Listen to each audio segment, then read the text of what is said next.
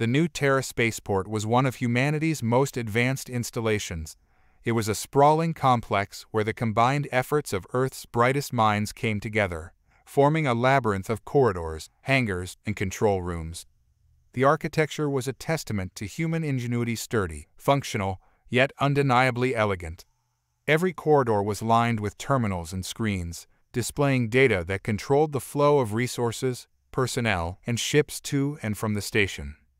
Owen Clarke, a logistics officer, moved through the spaceport's corridors with quiet precision. His role was crucial but unnoticed, a cog in the larger machine of human expansion. Owen's days were usually spent buried in manifests and inventory lists, ensuring that supplies reached their destinations without delay. He was efficient, thorough, and completely absorbed in his work. His uniform, though plain, was always impeccably neat, a reflection of his meticulous nature. Today, however, was different. As Owen navigated the corridors, he noticed subtle changes. The usual flow of people had shifted. Conversations were hushed, glances were furtive, and there was an air of tension that hadn't been there before. Owen's datapad buzzed with notifications, each one more urgent than the last, outlining updates on troop movements, supply requests, and a classified report on an increasing threat from an unknown alien coalition. Reaching his small, cluttered workspace, Owen settled in, his fingers dancing across the keyboard as he pulled up the latest reports. His mind raced to organize the chaos into something manageable, cross-referencing supply routes with the latest demands from the front lines. His focus was so intense that he barely noticed the rising tension around him until the door to his office slid open with a hiss. Lieutenant Emily Ross entered the room with the kind of authority that demanded attention. She was a well-respected officer, known for her sharp mind and unyielding resolve. Her presence in Owen's office was unexpected, and the urgency in her step indicated that something significant was unfolding. "Owen," she began, her voice carrying the weight of command. "I need an immediate update on the status of our supply lines. We've just received intel that a breach in our defense perimeter is imminent. Every resource, every piece of equipment must be accounted for." Owen straightened in his chair, nodding as he pulled up the necessary files. "I've been monitoring the situation, Lieutenant. Supplies are being routed as requested, but there's a significant strain on our resources. We're running close to the wire." Emily's eyes narrowed as she processed the information. "We can't afford any delays or miscalculations. I need you to prioritize the defense lines. Make sure our troops have everything they need." Owen nodded again, already adjusting the allocation of supplies.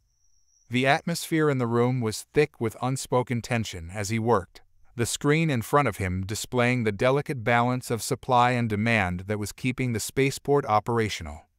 Suddenly, a loud explosion rocked the station, sending a tremor through the walls. The lights flickered, plunging the room into brief darkness before emergency lighting kicked in. The usual hum of the spaceport was replaced by the shrill blare of alarms, and Owen's datapad went dark, cutting off his access to the network. "Emergency power is online," Emily said, her voice steady despite the chaos. "Everyone to your stations. This is not a drill." Owen stood up, heart pounding in his chest. The reality of the situation hit him like a cold wave. The abstract threat he had been reading about was now a tangible, immediate danger. He followed Emily out of the office, moving with the flow of personnel as they rushed to their assigned posts. As they moved through the corridors, Owen's mind raced. His thoughts were a chaotic jumble of scenarios, each one more dire than the last. The explosion had been close, possibly in one of the nearby hangars. The alarms continued to wail, echoing off the walls and heightening the sense of urgency. They arrived at the Supply Control Center, the heart of the spaceport's logistics operations. The room was a hive of activity, with officers and technicians manning consoles, shouting orders, and relaying information. The large screens displayed maps of the station, red dots marking breaches and damaged areas. Emily immediately took command, issuing orders with a calm efficiency that belied the gravity of the situation. Owen moved to his station, his fingers flying over the console as he accessed the supply network. His eyes scanned the data, identifying areas that needed immediate resupply and coordinating with the various teams to ensure that resources were directed where they were most needed. The tension in the room was palpable. Every second counted, and the margin for error was razor-thin. Owen's focus was absolute, his mind blocking out everything except the task at hand. He worked quickly, prioritizing shipments and rerouting supplies to where they were most urgently required. Then, as Owen was processing another supply request, the station shook again. This time, the tremor was more violent, sending a shudder through the floor that made the screens flicker. The room fell into a tense silence as everyone braced for what might come next.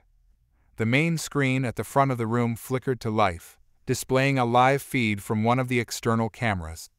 The image that appeared was both breathtaking and terrifying. A massive, alien vessel loomed just outside the station, its surface covered in strange, pulsing patterns of energy.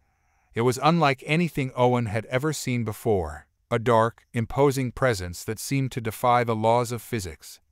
"What is that?" someone whispered, their voice trembling with fear. Emily's eyes were locked on the screen, her expression grim. "That's not one of ours, and it's not friendly.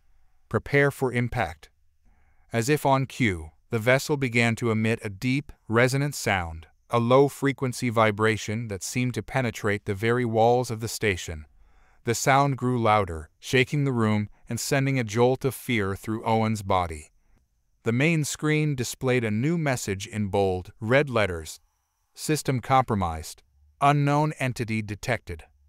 Owen's heart sank as he realized the implications. The alien vessel wasn't just a ship, it was a weapon, and it was targeting the station. Emily didn't hesitate. "All units, prepare for boarding action. We're about to be breached." The room erupted into controlled chaos as officers and technicians scrambled to follow her orders. Owen's fingers flew over the console, locking down the supply network and diverting resources to the defense teams. The station's automated defenses activated, turrets swiveling into position as the first wave of boarding craft launched from the alien vessel. The screen flickered again, showing a close-up of one of the boarding craft. It was sleek and menacing, with a dark, metallic surface that seemed to absorb light. The craft moved with a deadly grace, closing in on the station with terrifying speed. Owen's mind raced as he tried to think of anything that could be done to stop the boarding. The station's defenses were strong, but against an unknown enemy with advanced technology, there was no way to know if they would hold. The boarding craft reached the station, and the impact was immediate. The walls shook, and the lights flickered once more as the craft breached the hull. Alarms blared throughout the station, signaling the beginning of what could be a catastrophic battle. Emily's voice cut through the noise, calm and authoritative. "All hands, prepare to repel boarders.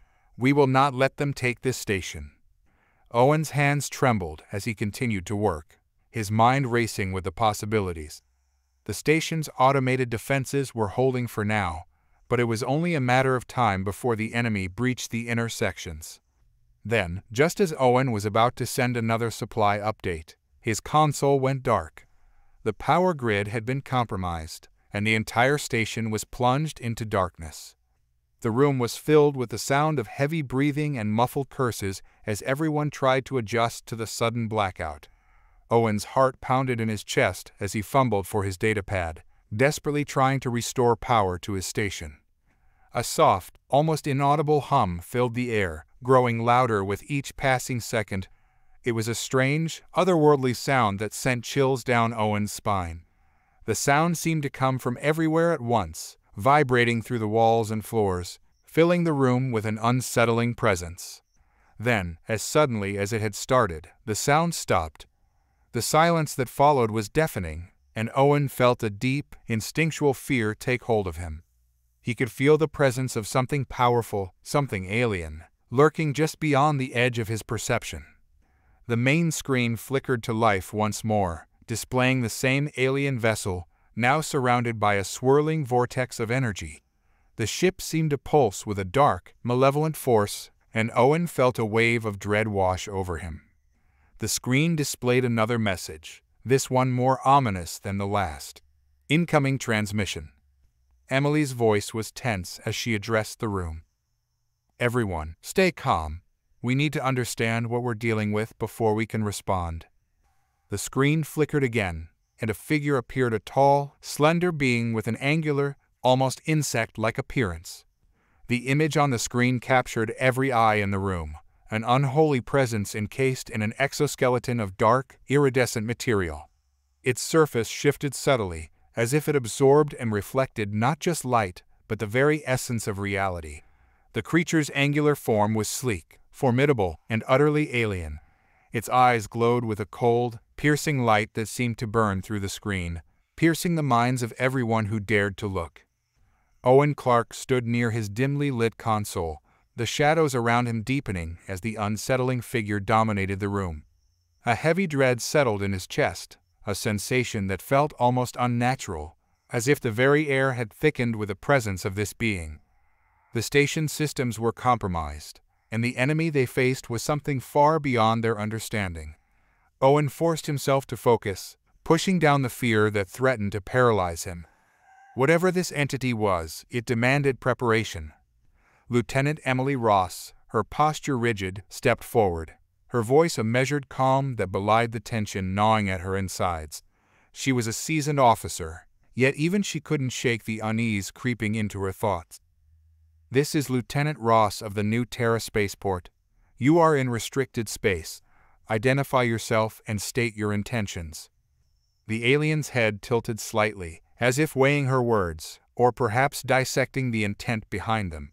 When it spoke, the sound bypassed their ears entirely, instead resonating directly within their minds.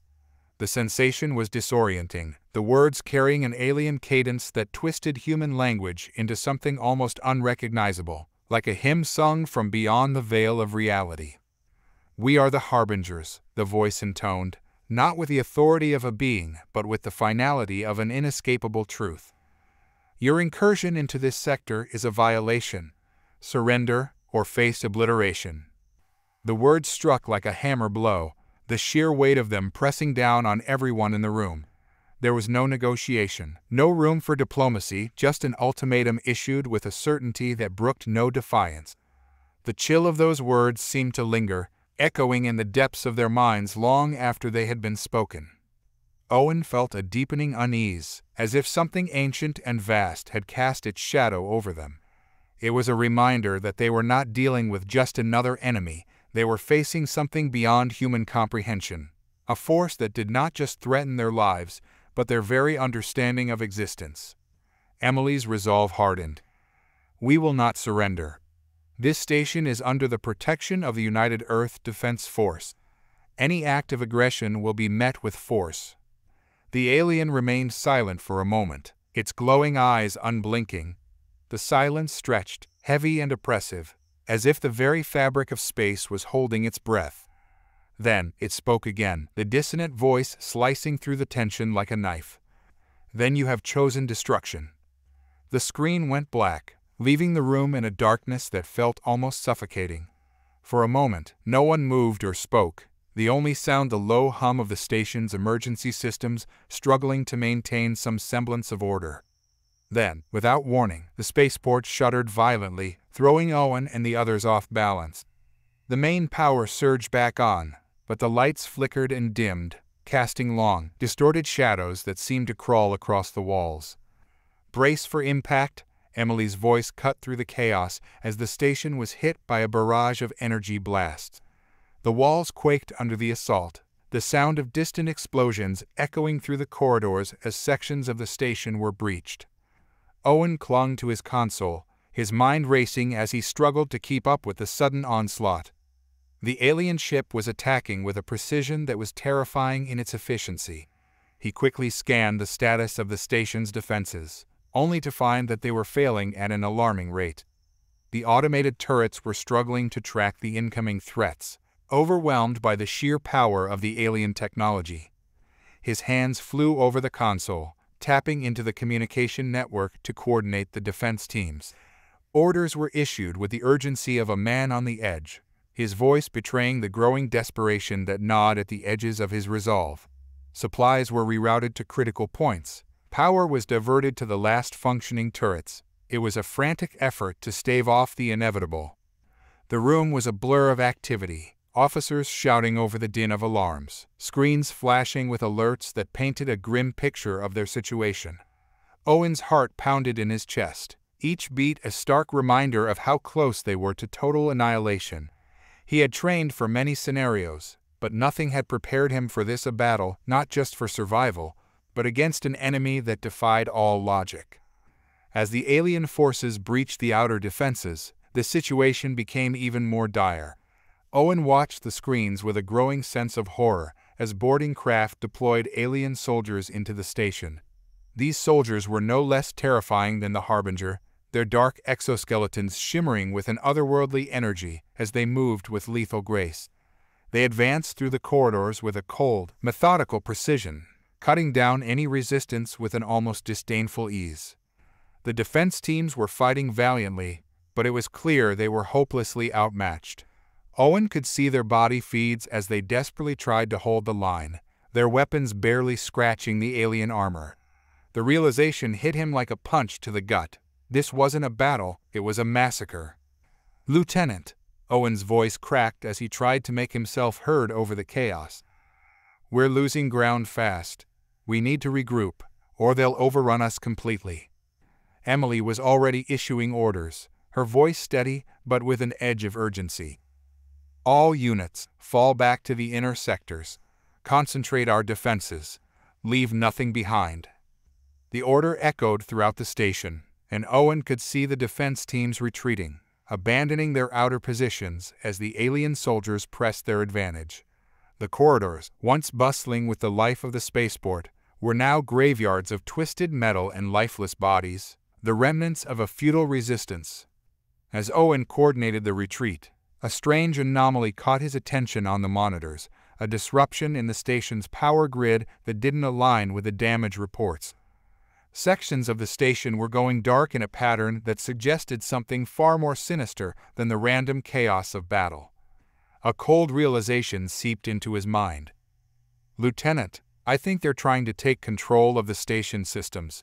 They're not just attacking, they're infiltrating our network." Emily's eyes narrowed, her expression hardening. "If they gain control of the systems, we're done. Can you isolate the compromised sections?" Owen's fingers flew over the console, bringing up the schematics of the station's power grid. "I'll try, but they're already deep into the system. It's like they're bypassing our defenses as if they're not even there." He worked frantically, attempting to sever the Harbinger's access to critical systems, but it felt like trying to stop a flood with his bare hands. The alien presence in the network was insidious, spreading through the station's infrastructure like a virus, corrupting everything it touched. "They're too fast," he muttered, frustration bubbling over. "I can slow them down, but they're going to breach the control system soon." Emily clenched her fists, her resolve like iron. "Buy us whatever time you can, Owen. We're not giving up this station without a fight." The station shook violently as another barrage struck, the impacts reverberating through the floor like the beating of a colossal heart. The defense teams had pulled back to the inner sectors, but the Harbingers were relentless, and it was only a matter of time before they reached the command center. One of the screens suddenly flashed with a warning. "Primary defense system override initiated." Owen's heart skipped a beat. "They're trying to disable our automated defenses." Emily's voice was sharp. "Can you stop it?" "I'll try." Owen's hands moved with a speed born of desperation as he tried to counter the override. The alien presence was already in the system, corrupting the code, shutting down the turrets one by one. It was like fighting against a shadow, a presence that was everywhere and nowhere at once. Sweat dripped down his face as he struggled to regain control. The Harbingers were too advanced, their tactics too precise. They were dismantling the station's defenses with an ease that was terrifying in its efficiency. Icons on the screen representing the station's defenses began to blink out, one by one, until only a few remained. Owen's mind raced, his thoughts a whirlwind of possible solutions. Then, a desperate idea took hold. "I'm going to initiate a manual override of the defense grid," he said, his voice tinged with urgency. "I'll take direct control of the turrets, but I'll need to disconnect the system from the network. We'll lose all automated functions, but it's the only way to stop them from taking complete control." Emily nodded, her expression resolute. "Do it." Owen worked with feverish intensity, bypassing safety protocols and forcing the system into manual mode. He could feel the Harbingers pressing in, their presence like a weight on his mind, but he pushed through, focusing on the task at hand. Finally, the console beeped, and a new interface appeared, a direct control link to the station's turrets. Owen wasted no time, targeting the incoming boarding craft and unleashing a barrage of firepower with a precision that only a human could achieve. The station's defenses roared back to life, the turrets swiveling and firing with renewed energy. Owen watched as several boarding craft were struck, their forms disintegrating under the intense fire. For a brief moment, the tide seemed to shift, the Harbingers' advance faltering. But the victory was fleeting. The Harbingers adapted quickly, their forces spreading out to avoid the concentrated fire. They began targeting the turrets directly, their advanced weaponry cutting through the defenses with cold efficiency. Owen did his best to keep up, but the enemy was overwhelming. "They're too many," he gasped, sweat soaking his clothes as he struggled to maintain control. Emily approached him, her face set in grim determination. "You've done everything you can. Prepare for the worst." Owen nodded, the weight of her words sinking in. The station was on the brink, and there was little left to be done. The Harbingers were a force beyond comprehension, and the realization that humanity might not survive this encounter was a heavy burden. As the last of the turrets went offline, the room fell into an oppressive silence. The screen displayed a grim scene. The Harbinger forces had breached the inner sectors and were closing in on the command center. Emily drew her sidearm, her eyes steely.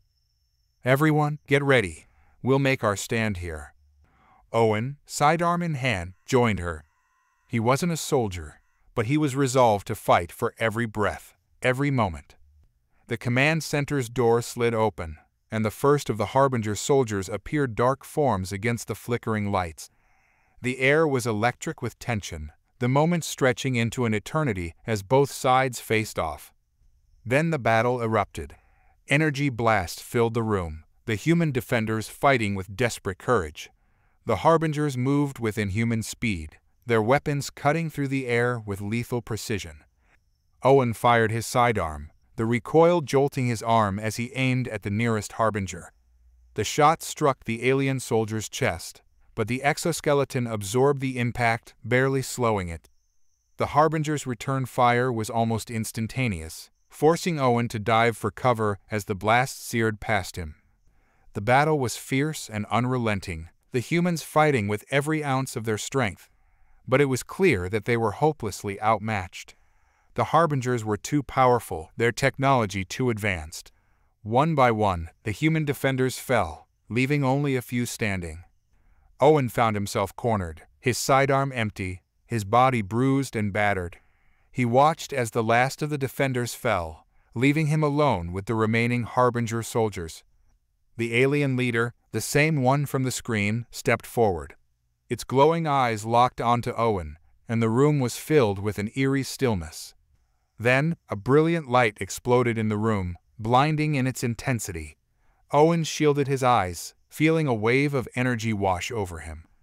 The light was accompanied by a deafening roar, shaking the very foundations of the station. When the light faded, Owen lowered his arm, blinking in confusion.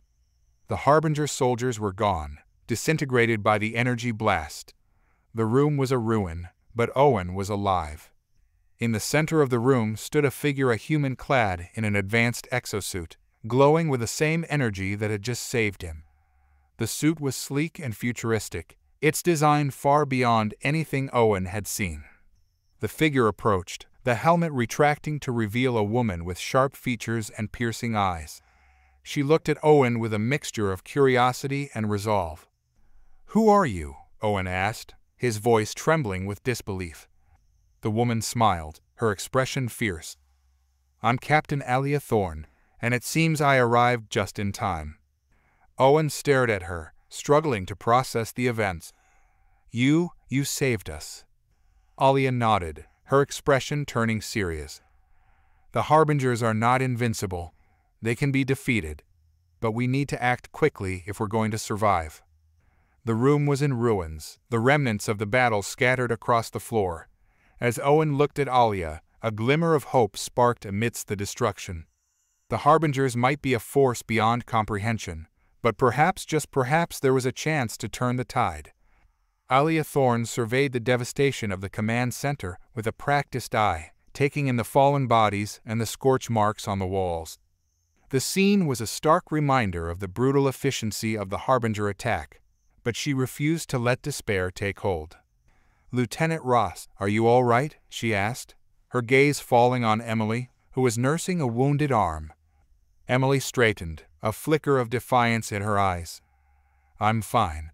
Just a scratch. But our defenses are down, and the station is compromised." Alia nodded, her voice firm. "I know. I've been monitoring the situation from my ship. We need to assess the damage and regroup. This battle isn't over yet." Owen stepped forward, his voice filled with newfound determination. "How can we fight back? They're too powerful, too advanced." Alia turned to him, a fierce light in her eyes.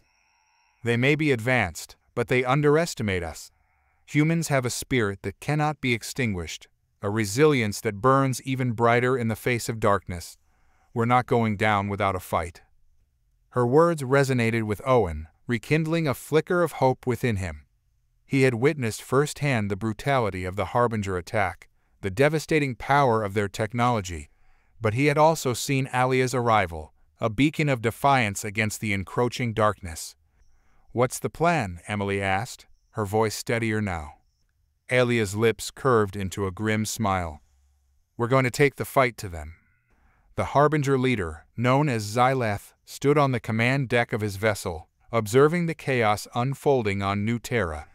His insectoid form was silhouetted against the holographic display of the spaceport, his cold, unblinking eyes taking in every detail of the human resistance.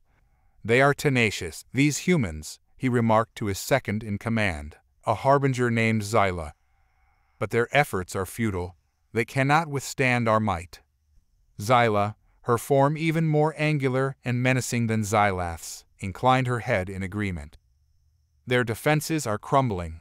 Soon, we will have complete control of the station." Xylath nodded, his mind already calculating their next move. The conquest of New Terra was just the beginning. Their ultimate goal was the complete subjugation of this sector, and the humans were proving to be a more resilient obstacle than anticipated. Suddenly, an alert flashed on the holographic display. "Commander, we have detected a surge of energy from the station. It appears to be originating from the command center." Xylath's eyes narrowed. "What is the source?" "Unknown. But it is interfering with our control systems." A flicker of annoyance crossed Xylath's face. "Deploy additional forces. Eliminate this interference." "Yes, Commander." Xyla relayed the order, and a new wave of Harbinger soldiers was dispatched to the command center. Xylath watched the live feed as his forces breached the defenses, his confidence unwavering. The humans were fighting a losing battle, their spirit broken. But then, something unexpected happened. The Harbinger soldiers, invincible moments ago, were suddenly thrown back by a blinding burst of energy. The feed cut out, replaced by static, and Xylath's exoskeleton rippled with a surge of anger. "What is happening?" he demanded. "We've lost contact with the command center," Xyla reported, her voice laced with unease. "Our forces are being repelled." Xylath's eyes glowed with a cold fury. "Impossible. Send reinforcements. I want that station under our control." But as more and more Harbinger soldiers were dispatched, the reports grew increasingly grim. The humans were fighting back with a ferocity that Xylath had not anticipated. They were organized, coordinated, and their attacks were devastatingly effective. "Commander," Xyla's voice was hesitant, "we're losing ground. The humans are pushing us back." Xylath's exoskeleton crackled with energy as he struggled to contain his rage. How can this be? They were on the brink of defeat. He turned to the holographic display, watching in disbelief as his forces were driven back, their advance halted. The humans were fighting with a newfound determination, their spirit unbroken. Xylath's mind raced, trying to comprehend this sudden shift in the tide of battle. The humans were no longer the cowering, desperate creatures he had encountered earlier. They were transformed, their eyes burning with a fire that Xylath had never seen before. It was then that he realized the truth. The humans were not just fighting for survival, they were fighting for something far more powerful: their pride, their dignity, their very identity as a species. And when humans fought for those things, they were unstoppable. The corridors of New Terra's inner sectors were a stark contrast to the sleek, sterile efficiency of the command center. Here, amidst the dimly lit passages and the echoing clang of metal on metal, humanity's resilience was being forged anew. Alia Thorne moved through the makeshift warren of barricades and supply caches, her exosuit radiating a soft, reassuring hum. "We're holding them back for now," Emily reported, her voice strained but resolute. "But they're relentless. They keep pushing, probing for weaknesses." Alia nodded, her eyes scanning the tactical displays projected onto her visor. The Harbingers had breached several key areas, their relentless advance threatening to cut off the inner sectors from the station's vital systems. The situation was critical, but Alia refused to yield to despair. "We need to change the dynamics of this fight," she said, her voice carrying the weight of command. "We can't just react to their attacks. We need to strike back, hit them where it hurts." Owen, his face grimy and his uniform torn, stepped forward. "But how?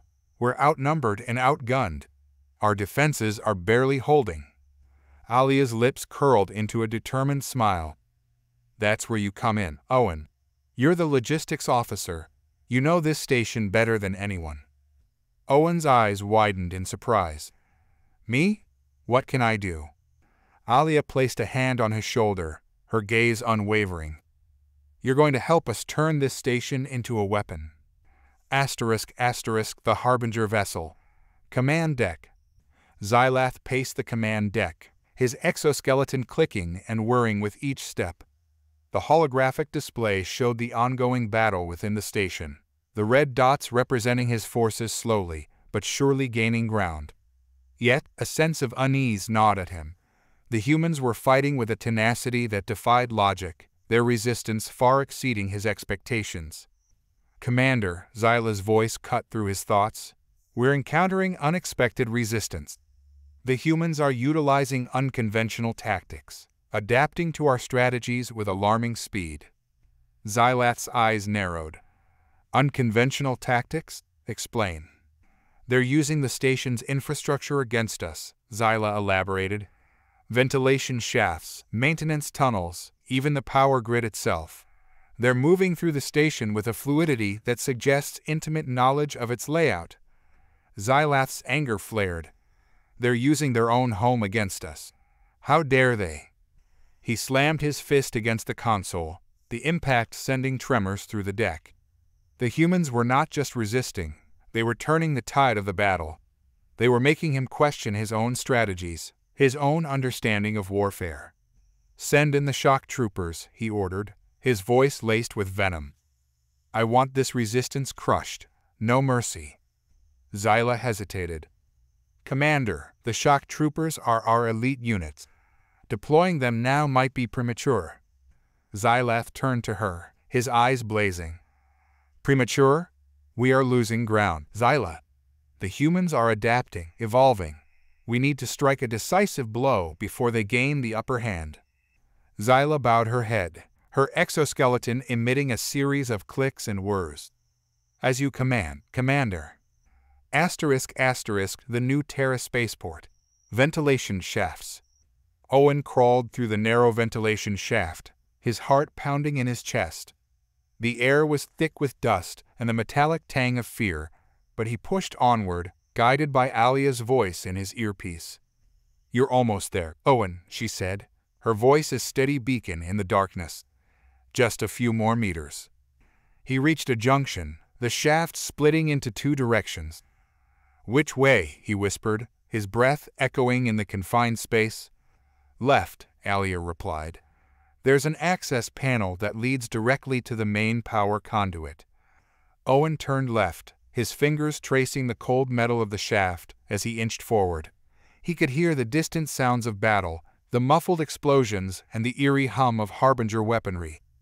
The knowledge that the enemy was so close filled him with a sense of urgency, but also a strange sense of purpose.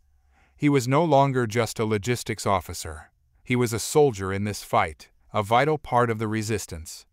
He reached the access panel, his fingers fumbling with the latches in the darkness.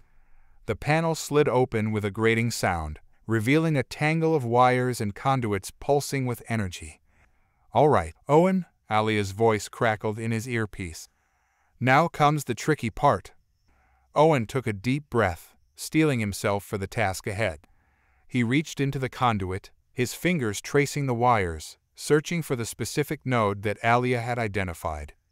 The energy coursing through the wires sent shivers down his spine, but he focused on his task, his mind blocking out the fear. He found the node, a small, pulsating sphere of energy nestled amongst the wires. "I've got it," he whispered. "Good," Alia replied. "Now, carefully disconnect it."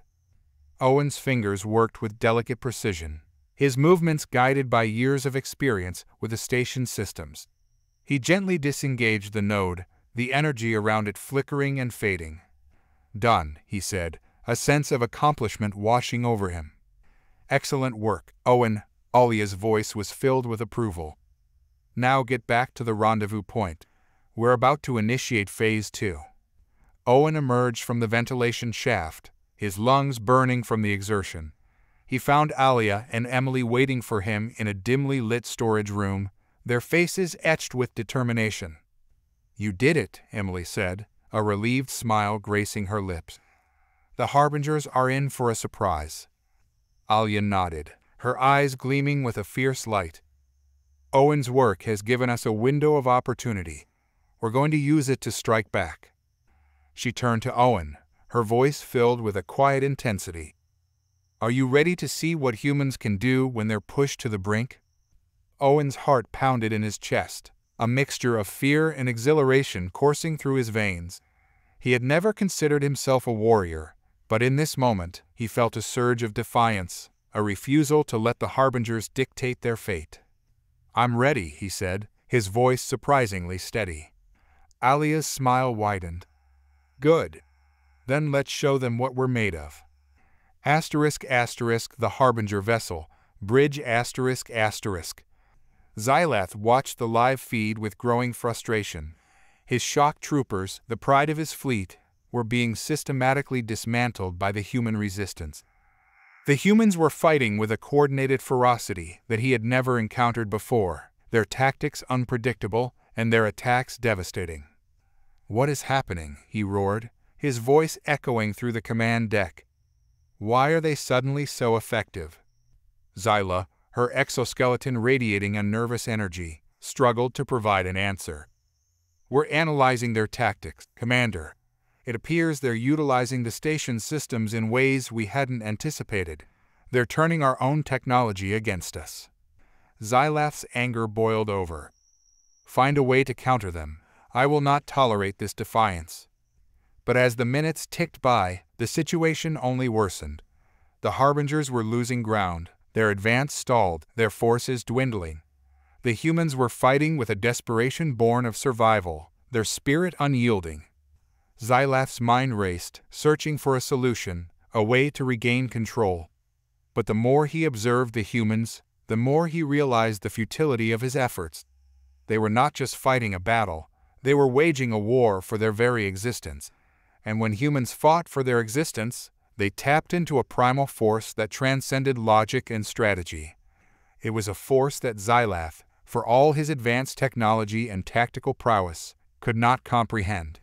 It was the human spirit, and it was about to unleash its full fury. ***New Terra spaceport. Main power conduit. Deep within the heart of the station, Alia, Emily, and Owen stood before the main power conduit, a massive tangle of wires and energy cores that powered the entire spaceport. The air crackled with electricity, the hum of the conduit a constant reminder of the raw power contained within.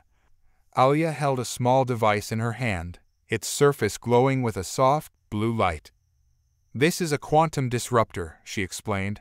"It can overload the power grid, creating a chain reaction that will cripple the entire station." Owen's eyes widened. "You're going to destroy the station?" Alia shook her head. "Not destroy. Disable. The Harbingers rely on our systems to control their forces. If we disrupt the power grid, we can cut them off from their reinforcements, their communications, their very lifeline." Emily nodded, her expression grim. "It's a risky move. If we miscalculate, we could trigger a catastrophic failure, destroying the station and everyone on board." Alia's gaze hardened. "It's a risk we have to take.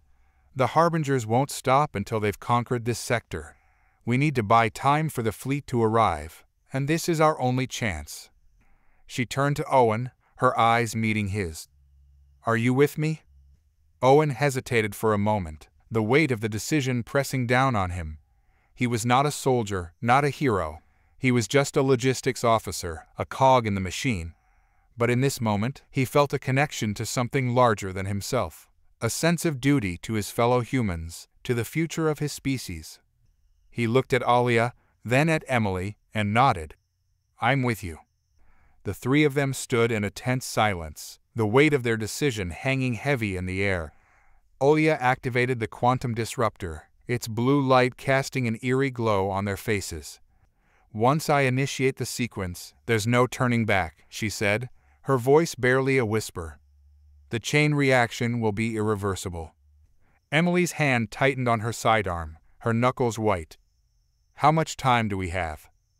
5 minutes, Alia replied. "Just enough to reach the escape pods." Owen's stomach churned. 5 minutes to abandon their home, their sanctuary, to the cold embrace of space. 5 minutes to decide the fate of countless lives, human and alien alike. "What about the others?" he asked, his voice thick with emotion. "The survivors, the wounded." Alia's expression softened. "We've sent out a distress signal. The fleet is on its way. They'll pick up any survivors they can find." But Owen knew the truth. The Harbingers were closing in, their forces relentless. There was no guarantee that anyone would survive. 5 minutes, Emily repeated, her voice a mantra against the encroaching despair. "We need to move." They turned to leave, but Owen hesitated, his gaze drawn to the pulsating energy of the main power conduit. A thought flickered in his mind, a desperate, reckless idea. "Wait," he said, his voice barely audible. "There might be another way." Alia and Emily turned back, their eyes questioning. "We can't just disable the station," Owen continued, his voice gaining strength with each word. "We need to turn it against them." He explained his idea, his words tumbling out in a rush of adrenaline and inspiration.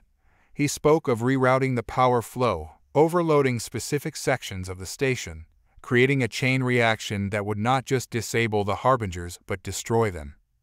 Alia listened intently, her eyes widening as she grasped the implications of his plan.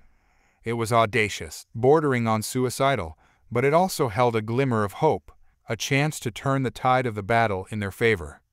"It's risky," she said, her voice cautious, "but it might just work." Emily's expression was a mix of awe and concern.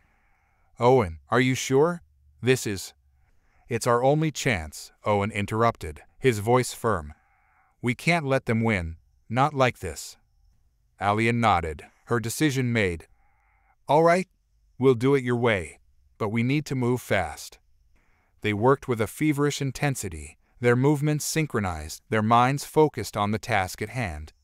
Owen guided them through the labyrinthine network of conduits and access panels, his knowledge of the station's infrastructure proving invaluable. They reached the control room for the main power grid, a dimly lit chamber filled with humming machinery and blinking lights. Owen took his place at the central console, his fingers dancing across the interface as he began to reroute the power flow. Alia and Emily stood guard, their weapons at the ready, their senses alert for any sign of the approaching Harbingers. The tension in the room was palpable, the air thick with the anticipation of the impending confrontation. Owen's fingers flew over the console, his mind a whirlwind of calculations and contingencies. He could feel the power surging through the station, a raw, untamed force that threatened to consume them all. But he pushed through the fear, his focus unwavering. He completed the rerouting, the console flashing with a series of warnings. The station shuddered, the lights flickering as the power grid strained under the unnatural load. "It's working," Owen said, his voice hoarse. "But we need to get out of here. Now." They turned to leave, but the door slid open, revealing a squad of Harbinger soldiers. Their exoskeletons gleamed in the dim light, their weapons trained on the humans.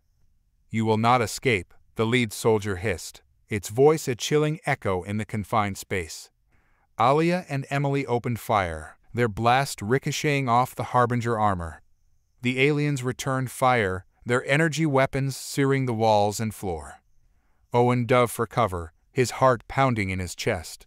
He knew they were outnumbered, outgunned. Their only hope was the chain reaction he had triggered, but it was still minutes away. He glanced at the console, the countdown ticking down relentlessly. 3 minutes. The Harbingers advanced, their movements precise and deadly. Alia and Emily fought bravely, but they were slowly being pushed back. 2 minutes. Owen's mind raced, searching for a way to buy them more time. He spotted a control panel near the door, a series of switches and dials that controlled the room's environmental systems. 1 minute. He lunged for the panel, his fingers fumbling with the controls. He activated the emergency venting system, the room's atmosphere hissing out into the vacuum of space. The Harbingers stumbled, their exoskeletons struggling to compensate for the sudden pressure change. Alia and Emily seized the opportunity, their shots finding their mark. 30 seconds. The room's temperature plummeted, frost forming on the walls and floor. Owen's breath fogged in the air as he fought to maintain his grip on the panel. 10 seconds. The Harbingers were reeling, their movements sluggish, their weapons faltering. Alia and Emily pressed their advantage, their shots ringing out in the freezing air. 5 seconds. Owen's vision blurred, his body numb from the cold. He clung to the panel, his fingers frozen to the controls. 3 seconds. The station shuddered, a deep rumble echoing through the corridors. 2 seconds. A blinding light filled the room, followed by a deafening roar. 1 second. Owen closed his eyes, bracing for the end. The new Terra spaceport. Aftermath. The explosion ripped through the station, tearing it apart from the inside out. Debris scattered into the void, a silent testament to the destructive power unleashed within. In the escape pods, Alia and Emily watched the station's demise, their faces etched with a mixture of grief and relief. They had survived, but at a terrible cost. Owen was gone, his sacrifice ensuring their escape. He had given his life to save countless others, a final act of defiance against the Harbingers. As the fleet arrived, picking up the survivors, Alia and Emily looked back at the remnants of New Terra, a silent monument to human courage and sacrifice. They knew that the war was far from over, but they also knew that Owen's actions had given humanity a fighting chance. The Harbingers had underestimated the human spirit, and they would pay the price. News of the New Terra incident sent shockwaves through the UDF High Command. The loss of the spaceport was a devastating blow, a stark reminder of the Harbinger threat. But amidst the grief and anger, a new resolve was taking shape. Admiral Catherine Sinclair, the newly appointed commander of the UDF fleet, stood before a holographic display of the ravaged New Terra. Her expression was grim, but her eyes burned with a steely determination. "The Harbingers have shown their true colors," she addressed the assembled officers. "They are a ruthless enemy, driven by a desire for conquest. But we will not cower before them. We will fight back." The room was filled with a tense silence, the weight of the situation pressing down on everyone present. The Harbingers had proven to be a formidable foe, their technology and tactics far surpassing anything humanity had encountered before. "We need to mobilize our forces," Sinclair continued, her voice unwavering. "Every ship, every soldier, every resource at our disposal must be brought to bear against this threat. We will not let them take our home." Her words echoed through the room, igniting a spark of defiance in the hearts of the officers. They had witnessed the destruction of New Terra, the loss of countless lives. But they also knew that humanity was not alone in this fight. Alia Thorne and Emily Ross stood among the officers, their presence a testament to the resilience of the human spirit. They had survived the Harbinger attack, their first-hand accounts of the battle serving as a stark reminder of the enemy's ruthlessness.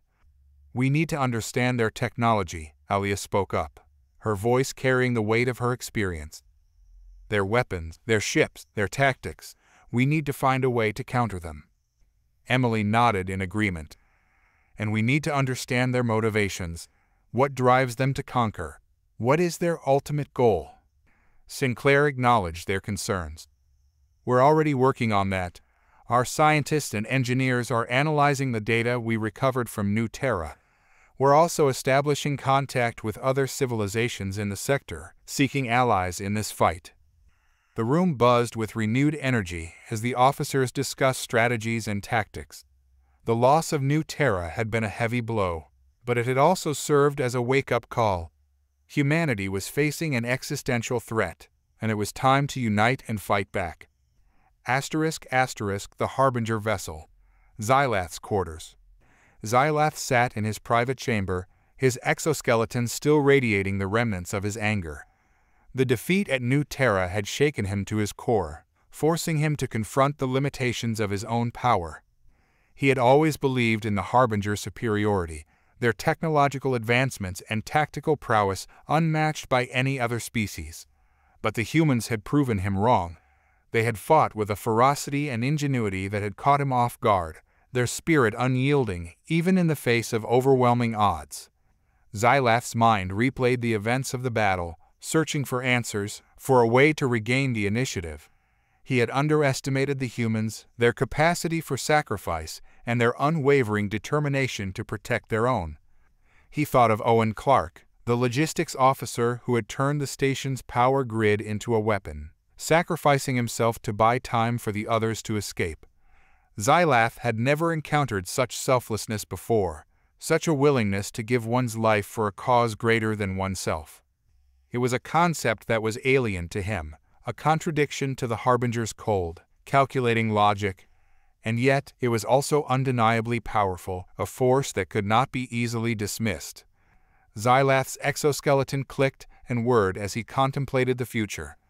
The humans had proven to be a more formidable adversary than he had anticipated.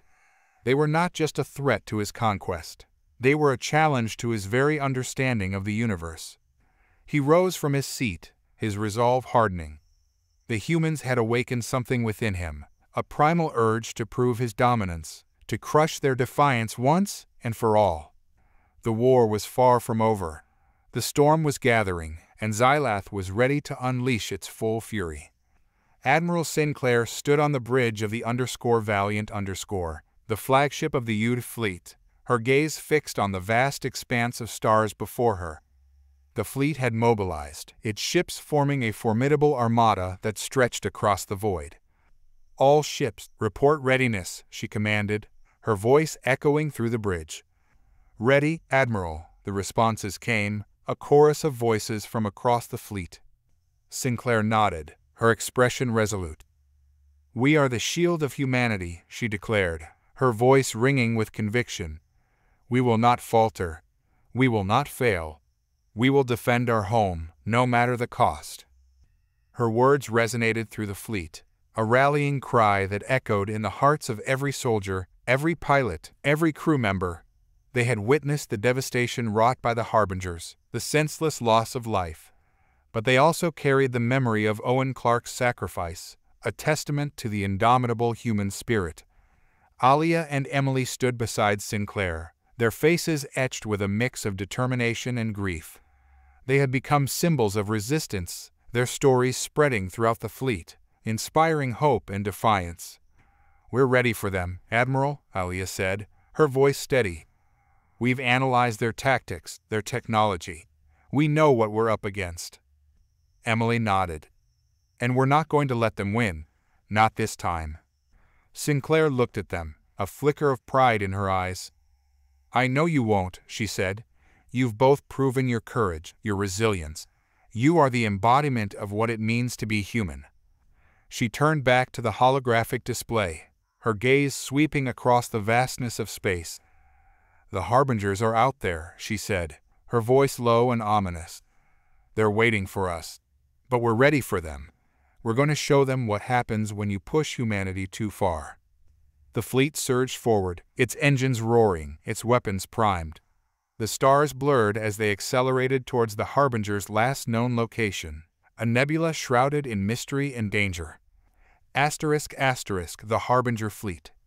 Xylath stood on the bridge of the Leviathan, his exoskeleton radiating a cold, calculating energy. His fleet was arrayed before him, a vast armada of warships and support vessels, ready to unleash their destructive power. "The humans are approaching," Xyler reported, her voice devoid of emotion. "They are entering the nebula." Xylath nodded, his eyes fixed on the holographic display. The human fleet was a speck in the distance, but it was growing larger with each passing moment. "They are fools," he hissed, his voice filled with contempt. "They think they can challenge us on our own terms. They will learn the true meaning of fear." He turned to his second-in-command, his eyes gleaming with a predatory light. "Prepare the fleet for battle. We will crush them utterly, leaving no trace of their defiance." Xyler relayed the order, and the Harbinger fleet sprang to life. Weapon systems powered up, shields activated, and engines roared as the ships maneuvered into attack formation. The nebula swirled around them, its gaseous clouds obscuring their vision and disrupting their sensors. But the Harbingers were undeterred. They had fought in countless battles, conquered countless worlds. They were the apex predators of the galaxy, and the humans were just another prey to be hunted. As the human fleet drew closer, Xylath's anticipation grew. He could almost taste the victory, the sweet satisfaction of crushing their resistance once and for all. But he had forgotten one crucial thing. Humans were not just another prey. They were survivors. They were fighters. And when pushed to the brink, they could unleash a fury that even the Harbingers could not withstand. The stage was set for a clash of civilizations, a battle that would determine the fate of humanity and the future of the galaxy. The storm had arrived, and its fury was about to be unleashed. The nebula was a realm of swirling colors and shifting shadows, a cosmic dance of gas and dust that obscured vision and played havoc with sensors. It was a place of beauty and danger, a battlefield shrouded in mystery. The human fleet entered the nebula cautiously, their ships navigating the treacherous currents of gas and radiation. The bridge of the Valiant was a hive of activity, officers and crew members monitoring sensor readings, plotting courses, and relaying orders. Alia stood beside Sinclair, her exosuit sensors piercing the nebula's veil, providing a tactical overview of the battlefield. "They're out there," she reported, her voice tense. "Scattered throughout the nebula, using the clouds for cover." Emily, her eyes fixed on the tactical display, nodded grimly. "They're trying to lure us into a trap. We need to be careful." Sinclair's expression hardened. "We won't fall for their tricks. We'll fight them on our own terms." She turned to the communications officer. "All ships, maintain formation. Stay alert. We're about to enter the heart of the storm." The fleet pressed deeper into the nebula, the swirling colors intensifying, the shadows deepening. The air crackled with anticipation, the silence broken only by the hum of the ship's engines and the occasional crackle of static over the comms. Suddenly, the nebula erupted in a blinding flash of light, followed by a deafening roar. The Harbinger fleet emerged from the clouds, their ships shimmering with energy, their weapons blazing. The battle was joined. ***, the Valiant _ Bridge asterisk asterisk. The bridge of the Valiant was a whirlwind of activity, the crew working with practiced efficiency as the ship shook under the impact of enemy fire. Sinclair stood at the helm, her hands gripping the controls, her eyes locked on the tactical display. "Shields at 60%, the tactical officer reported, his voice strained. "We're taking heavy fire." "Evade and return fire," Sinclair ordered, her voice calm amidst the chaos. "Target their flagship." The Valiant banked sharply, its engine screaming as it dodged a barrage of energy blasts. The ship's weapons unleashed a volley of fire, streaks of light lancing through the nebula towards the Harbinger flagship. Alia, her exosuit humming with power, moved through the bridge, coordinating the defense teams and providing tactical support. Her movements were fluid and precise, her mind processing information at lightning speed. "They're adapting to our tactics," she reported to Sinclair. "Their ships are more maneuverable than we anticipated." Sinclair's jaw tightened. "Then we'll have to adapt faster, target their engines, cripple their mobility." The battle raged on, a symphony of destruction and defiance. The nebula was ablaze with the light of energy weapons, the roar of explosions echoing through the void. Ships danced among the clouds, their hulls scarred by battle, their crews fighting for their lives. Asterisk asterisk the Harbinger fleet. Flagship Leviathan asterisk asterisk. Xylath watched the battle unfold with a cold fury. The humans were proving to be a more resilient foe than he had anticipated, their tactics evolving, their spirit unbroken. "They're learning," he hissed, his exoskeleton crackling with energy. "They're adapting to our strategies." Xyla, her form tense, nodded in agreement. "Their commander is skilled. She anticipates our moves, counters our attacks." Xylath's eyes narrowed. "Then we will overwhelm them, unleash the full might of our fleet." He issued the order, and the Harbinger ships intensified their attack. The nebula pulsed with energy, the very fabric of space warping under the onslaught. But the humans refused to yield. Their ships, though outnumbered and outgunned, fought with a desperate courage. They maneuvered through the nebula with a grace that belied their technological disadvantage, their weapons striking with pinpoint accuracy. Xylath's frustration grew with each passing moment. The humans were not just surviving, they were thriving in the chaos. They were turning the nebula into their own weapon, using its unpredictable currents to their advantage. He realized, with a chilling clarity, that he had made a grave miscalculation. He had underestimated the human spirit, their capacity for resilience and adaptation. And now he was paying the price. Admiral Sinclair's voice, though strained, remained a beacon of authority amidst the chaos. "All ships, concentrate fire on the Leviathan. We need to break their command structure." The bridge of the Valiant thrummed with a renewed sense of purpose. The Harbingers might have superior technology, but the humans had something far more potent, the will to fight for their survival. Alia's eyes narrowed as she analyzed the tactical data, a grim satisfaction settling in her chest. "Their shields are weakening, Admiral. We're making progress." Emily, her grip tightening on her sidearm, echoed the sentiment. "They're starting to panic. Their formations are breaking." Sinclair's lips curved into a determined smile. "Good. Let's give them a taste of their own medicine." The Valiant surged forward, its engines roaring as it broke through the Harbinger's defensive line. The ship's weapons unleashed a torrent of fire, each blast aimed with deadly precision at the Leviathan. The Harbinger flagship shuddered under the impact, its shields flickering and fading. Xylath, his exoskeleton buzzing with alarm, watched in horror as the human fleet closed in, their determination unwavering. "Retreat," he ordered, his voice laced with desperation. "All ships, retreat." But it was too late. The human fleet, fueled by righteous fury and the memory of Owen's sacrifice, pressed their attack. The Leviathan, once a symbol of Harbinger dominance, was now a wounded beast, its defenses crumbling under the relentless assault. The bridge of the _Valiant_ erupted in cheers as the _Leviathan_ exploded in a blinding flash of light, its debris scattering across the nebula. The Harbinger fleet, its command structure shattered, fell into disarray. Sinclair's voice boomed through the comms, her words carrying a triumphant echo. "We have broken their back. Press the attack. Drive them from our sector." The human fleet, their spirits soaring, surged forward, their weapons blazing. The Harbingers, once invincible, were now in full retreat, their ships fleeing in panic. The tide had turned. The nebula, aftermath _.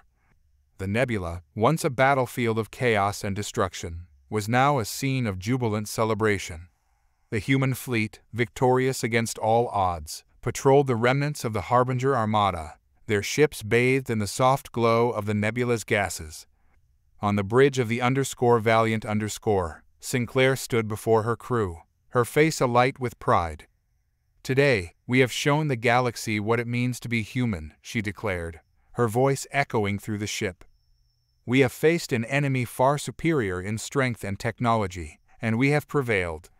We have shown them that our spirit cannot be broken, our will cannot be extinguished." Her words were met with a roar of approval, the crew cheering and embracing, their faces etched with the joy of victory. Alia and Emily stood beside Sinclair, their hearts filled with a bittersweet triumph. They had lost friends, comrades, and a brave soul named Owen. But they had also witnessed the best of humanity, the unwavering courage and resilience that had turned the tide of the battle. As the fleet began its journey back to Earth, Alia looked out at the nebula, its swirling colors now a symbol of hope and defiance. She thought of Owen, his sacrifice forever etched in her memory. "We won't forget you, Owen," she whispered, her voice filled with a quiet resolve. "We'll carry your spirit with us, always." The nebula shimmered, its light reflecting in her eyes. It was a reminder that even in the darkest of times, the human spirit could shine brightly, a beacon of hope against the encroaching darkness. The war was far from over, but humanity had proven its strength, its resilience, and as the fleet sailed towards home, a new era dawned, an era where humans would no longer cower in fear, but stand tall, their spirits unyielding, their resolve unbroken. The soft hum of medical equipment filled the air, a stark contrast to the recent chaos of battle.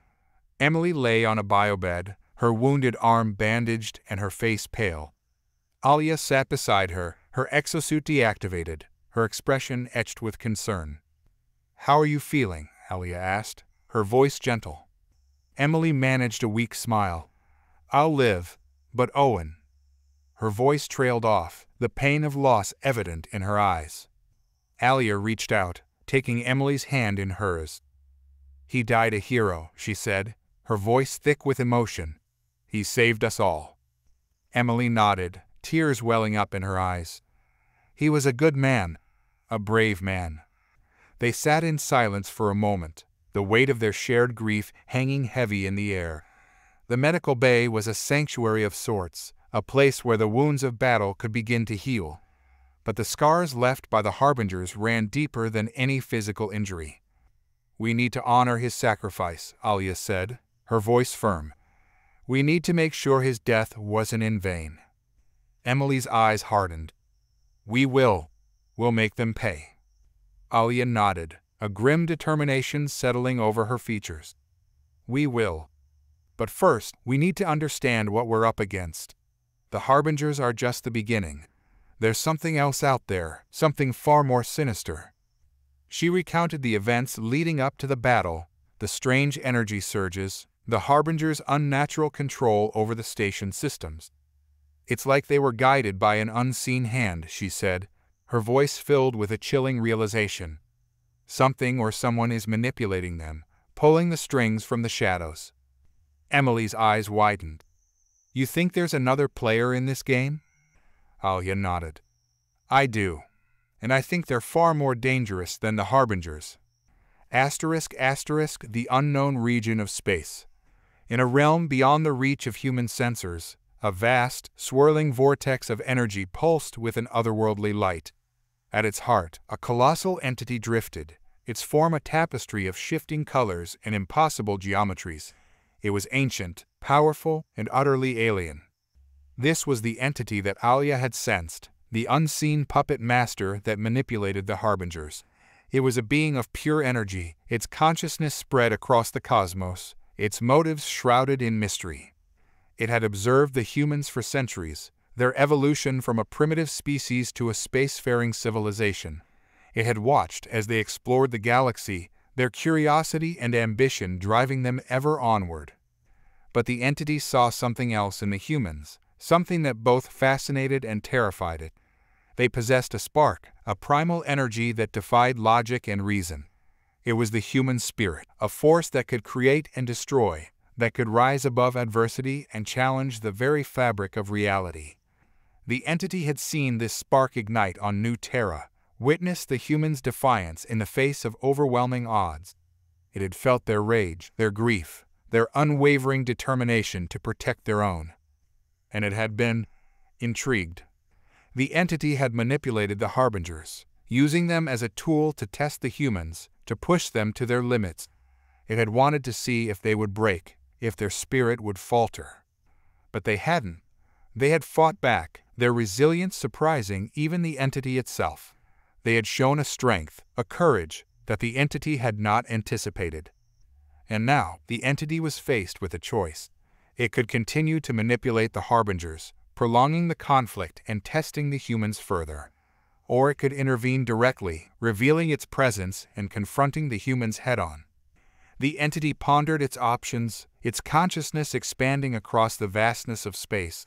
It considered the humans' potential, their capacity for both good and evil. It weighed the risks and rewards of revealing itself, of engaging with this unpredictable species. And then it made its decision. The entity would reveal itself. It would confront the humans, test their mettle, and see if they were truly worthy of its attention. Admiral Sinclair sat at her desk, the weight of command pressing heavily upon her. The holographic display before her depicted the vast expanse of the nebula, now eerily silent after the tumultuous battle. The victory had been hard-won, the cost immeasurable. Reports of casualties flooded her datapad, each name a painful reminder of the sacrifices made. A knock echoed through the room, breaking the somber silence. "Enter," Sinclair called out, her voice raspy from the strain of the past few days. The door slid open, revealing Alia and Emily, their expressions mirroring the gravity of the situation. They had come to deliver their official debriefing, but Sinclair sensed there was more on their minds. "Admiral," Alia began, her voice hesitant. "We need to talk about what happened on New Terra." Sinclair nodded, gesturing for them to take a seat. "I've been reviewing the reports. The Harbingers' tactics were unorthodox. Their control over the station's systems was unprecedented." Emily leaned forward, her eyes filled with a haunted intensity. "It wasn't just their technology, Admiral. It was like they were being guided, their every move orchestrated by an unseen force." Alia's expression mirrored Emily's unease. "We felt it too.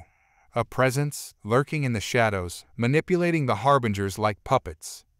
Sinclair's brow furrowed. "A presence? What are you suggesting?" "We believe there's another player in this conflict," Alia explained, her voice barely above a whisper. "Something far more powerful, far more ancient than the Harbingers." A chill ran down Sinclair's spine. The implications of their words were staggering. If there was indeed a hidden entity orchestrating the Harbingers' actions, then the true scope of the threat they faced was far greater than they had imagined. "We need to find out who or what this entity is," Sinclair said, her voice firm, "and we need to understand its motives." Alia nodded. "We're already working on it. We've been analyzing the data we recovered from New Terra, looking for any clues, any patterns that might lead us to this unseen enemy." Emily added, "We're also reaching out to other civilizations in the sector, hoping they might have encountered something similar." Sinclair leaned back in her chair, her mind racing. The war with the Harbingers had been a brutal awakening, a reminder of humanity's vulnerability in the vastness of space. But now, it seemed, they were facing an even greater challenge, a shadowy enemy that lurked beyond their perception. "We're in uncharted territory," she said, her voice heavy with the weight of responsibility. "But we will not falter. We will find this entity, and we will stop it." Her words hung in the air, a promise and a challenge. The fate of humanity rested on their shoulders, and they would not fail. The unknown region of space. The entity observed the human fleet as it retreated from the nebula, its vast consciousness absorbing every detail of their movements. It had witnessed their victory, their defiance against the Harbingers, and it was impressed. The humans had proven to be a resilient species, their spirit unyielding even in the face of overwhelming odds. They had adapted, evolved, and ultimately triumphed over a foe that had seemed invincible. The entity's form shifted, its colors swirling and morphing as it contemplated its next move. It had underestimated the humans, their capacity for courage and sacrifice. But it had also learned a valuable lesson. The humans were not just another species to be conquered or manipulated. They were a force to be reckoned with, a potential ally or a formidable enemy. The entity's consciousness expanded, reaching out across the cosmos, searching for answers, for a deeper understanding of this enigmatic species. It probed the minds of humans, delving into their memories, their emotions, their very essence. It saw their dreams, their aspirations, their fears. It witnessed their love, their compassion, their capacity for both good and evil. And it was moved. The entity had existed for eons, observing the rise and fall of countless civilizations. It had seen the darkness that lurked within the hearts of sentient beings, the greed, the hatred, the lust for power that had led to countless wars and untold suffering. But in the humans, it saw something different. A spark of hope, a flicker of something pure and untainted. It was a fragile thing, easily extinguished, but it was also undeniably powerful, a force that could change the course of the galaxy. The entity made its decision. It would reveal itself to the humans. It would offer them a choice, a chance to join it in its grand design, to become part of something greater than themselves. Or they could refuse and face the consequences. The entity's form pulsed with energy, its consciousness reaching out across the vastness of space. It prepared to make contact, to reveal its presence to the humans. Admiral Sinclair, Alia, and Emily sat in stunned silence, the weight of Alia's revelation hanging heavy in the air.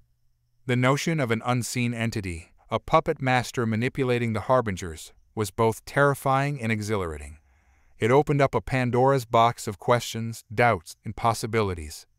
Sinclair finally broke the silence, her voice a low rumble. "If this entity exists, why hasn't it revealed itself before? Why use the Harbingers as a proxy?" Alia leaned forward, her eyes intense. "Perhaps it was testing us, Admiral, observing our reactions, gauging our strength." Emily's brow furrowed. "Or maybe it's afraid of us. If it's as powerful as you suggest, why hide in the shadows?" Alia exchanged a meaningful glance with Emily. "Perhaps it's not fear, but caution. It could be waiting for the right moment, the perfect opportunity to reveal itself." Sinclair's mind raced, processing the implications of their words. The existence of such an entity, with motives and capabilities beyond human comprehension, was a game-changer. It shifted the entire paradigm of the conflict, casting a long shadow over their hard-won victory. "We need to be prepared," she said, her voice firm. "If this entity decides to make its move, we need to be ready to face it." Alia nodded. "We're already working on contingency plans, Admiral, but we're operating in the dark. We don't know what this entity is capable of, what its intentions are." Emily's expression hardened. "We need to find a way to communicate with it, to understand its motives. We can't fight an enemy we don't understand." Sinclair's gaze fell on the holographic display, the image of the nebula shimmering before her. "The nebula," she said, her voice barely a whisper. "It's the only place where we've encountered this entity's influence. Perhaps it's the key to finding it." Alia and Emily exchanged a look of understanding. The nebula, once a battlefield, now held the promise of answers, a path to unraveling the mystery that shrouded their enemy. "We'll return to the nebula," Sinclair declared, her voice filled with a newfound resolve. "We'll find this entity, and we'll make it answer for its actions." The _Valiant_ pierced the veil of the nebula, its engines humming with a subdued power. The ship's lights were dimmed, its sensors operating at minimum capacity, creating an eerie silence that amplified the vastness of space. Alia stood on the bridge, her exosuit's sensors attuned to the subtle fluctuations of energy within the nebula. She could feel the entity's presence, a faint echo in the void, a whisper of power that sent shivers down her spine. "It's here," she said, her voice barely audible. "I can feel it." Sinclair nodded, her expression grim. "Then let's make contact." The communications officer activated a long-range transmission, its signal pulsing through the nebula, a beacon in the darkness. "This is Admiral Catherine Sinclair of the United Earth Defense Force," her voice echoed through the void. "We are seeking communication with the entity that controls the Harbingers. We demand answers." The silence that followed was deafening, the nebula's vastness amplifying the sense of isolation. Alia's sensors picked up a subtle shift in the energy patterns, a ripple of anticipation that spread through the nebula like a wave. And then, a voice echoed in their minds, a voice that was both ancient and ethereal, a symphony of whispers and echoes that transcended language. "You seek answers, humans," it said, its tone both curious and amused. "Very well, I will grant you an audience."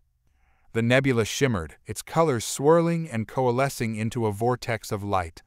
The _Valiant_ was drawn into the vortex, its hull vibrating with an otherworldly energy. The crew stood in awe as their ship emerged from the vortex on the other side. The vortex was a vast expanse of impossible beauty, a celestial tapestry woven from stardust and nebulaic gases. At its center, a colossal entity pulsed with an iridescent light, its form a kaleidoscope of shifting shapes and colors. The ship's crew was mesmerized by the spectacle, their senses overwhelmed by the breathtaking beauty of the vortex. They stood in silence, absorbing the spectacle with awe and wonder. It was the entity, the unseen puppet master, revealing itself at last. The _Valiant_ hung motionless in a breathtaking spectacle of swirling colors and celestial formations. The entity, a radiant being of pure energy, pulsed with an otherworldly glow. Its form was in constant flux, a mesmerizing display of shifting shapes and hues that hinted at a power far beyond human comprehension. Alia, her exosuit sensors overloaded by the sheer magnitude of the entity's presence, felt a wave of awe wash over her. She had sensed its power before, but now, confronted with its true form, she was humbled by the sheer scale of its existence. "Incredible," Emily whispered, her voice filled with reverence. Sinclair, maintaining her composure, stepped forward. "We are in the presence of a being far beyond our understanding," she acknowledged, her voice echoing through the bridge. "But we are here to seek answers, not to admire its grandeur." The entity's voice resonated directly within their minds, bypassing the need for spoken language. "I have heard your call, humans. You seek answers, and I shall provide them." Its form shifted, solidifying into a more humanoid shape. Though still composed of radiant energy, it was an attempt to bridge the gap between their realities, a gesture of accommodation that both intrigued and unsettled the humans. "I am known by many names," the entity continued, its voice a chorus of harmonious echoes. "But you may call me the Weaver. I have shaped this galaxy for eons, guiding its evolution, influencing its destiny." Alia's mind struggled to grasp the implications. The Weaver's words implied a level of power and influence that was almost unimaginable. It was a cosmic architect, a shaper of stars and galaxies. "Why did you manipulate the Harbingers?" Sinclair demanded, her voice unwavering. "Why did you attack us?" The Weaver's form rippled, a flicker of amusement passing across its surface. "The Harbingers are merely a tool, a means to an end. They are a test, a trial to forge the strength of those who would inherit this galaxy." Sinclair's eyes narrowed. "A test? At what cost?" Countless lives were lost, worlds were devastated. The weaver's voice remained calm, devoid of remorse. Sacrifice is the inevitable companion of progress. Only through conflict can true strength be revealed. Only through adversity can a species evolve. Emily's anger flared. Evolution? Is that what you call genocide? The Harbingers were slaughtering us, destroying our homes. The weaver's form pulsed, a hint of impatience in its movements. The Harbingers are an imperfect instrument, their methods crude and inefficient.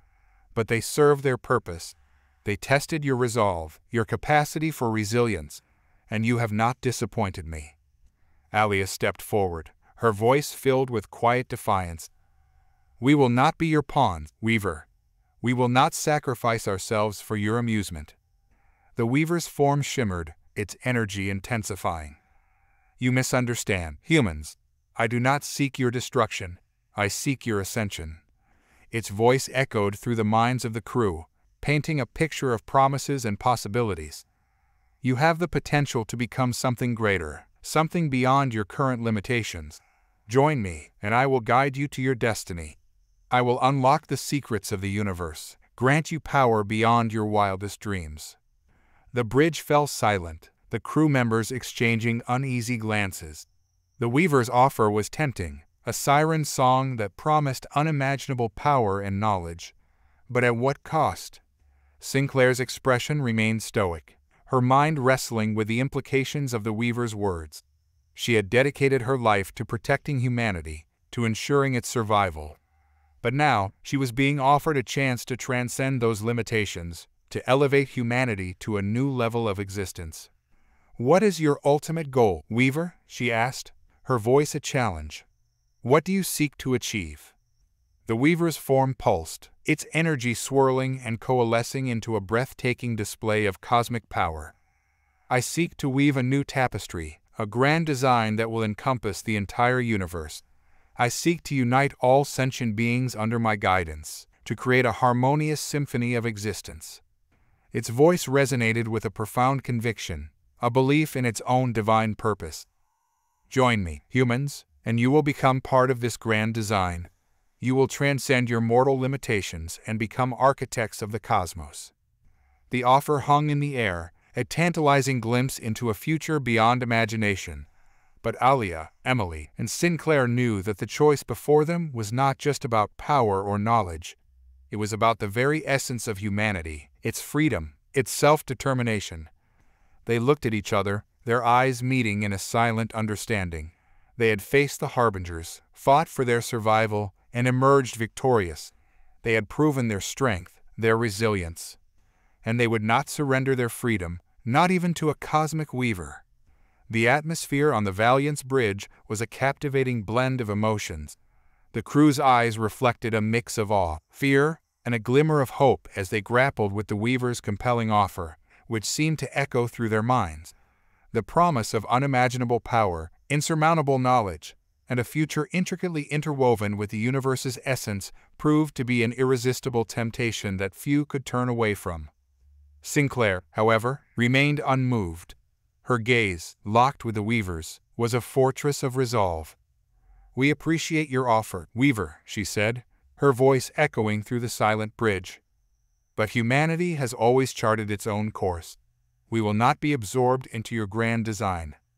The Weaver's form rippled, a flicker of surprise crossing its radiant visage. You refuse? Its voice echoed, a hint of incredulity in its tone. You reject the chance to transcend your limitations, to become architects of the cosmos.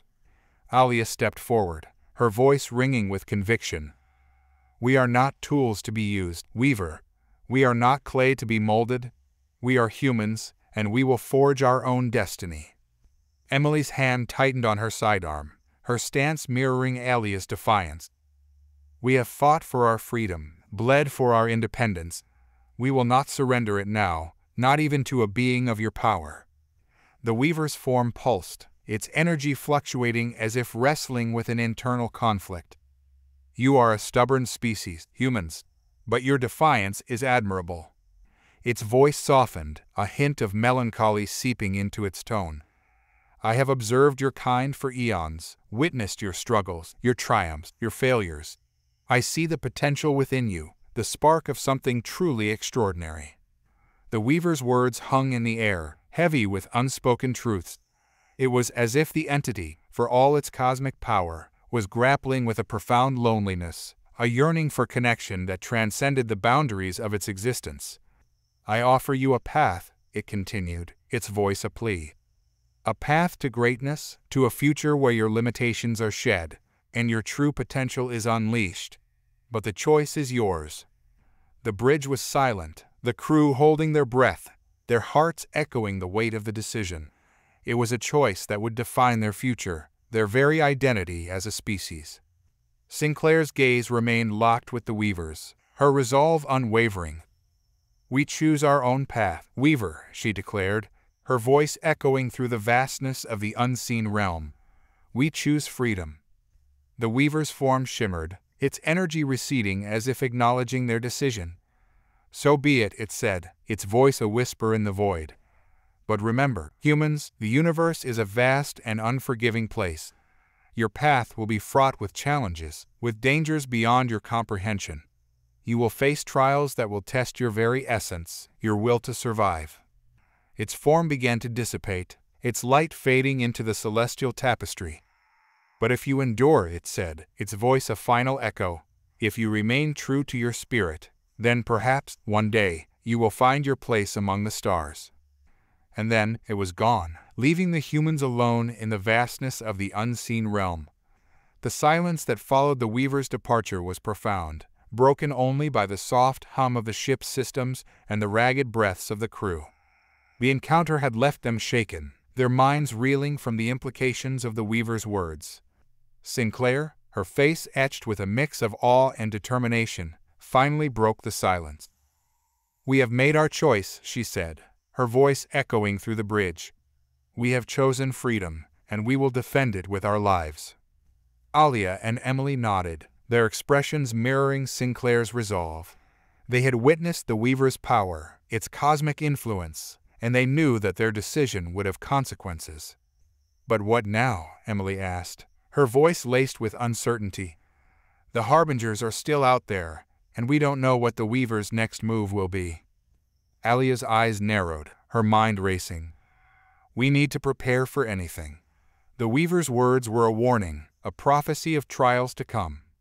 Sinclair's gaze swept across the faces of her crew, her heart swelling with pride. "We will face those trials together," she declared, her voice ringing with conviction. "We will not cower in fear. We will not surrender our freedom. We will fight for our future, for the destiny we choose for ourselves." Her words ignited a spark in the eyes of the crew, a renewed sense of purpose and determination. They had faced the Harbingers, defied the Weaver, and emerged stronger. They were ready for whatever the universe threw at them. As the _Valiant_ prepared to leave the unseen realm, Alia's sensors picked up a faint signal, a whisper in the void. It was a transmission, its origin unknown, its message encrypted. "Admiral," she said, her voice urgent. "We're receiving a transmission. It quotas ... It quotes from Owen." Sinclair's heart skipped a beat. Owen, the logistics officer who had sacrificed himself on New Terra, was alive. The communications officer worked frantically to decrypt the message, the tension on the bridge mounting with each passing second. Finally, the message appeared on the main screen, its words sending a shockwave through the crew.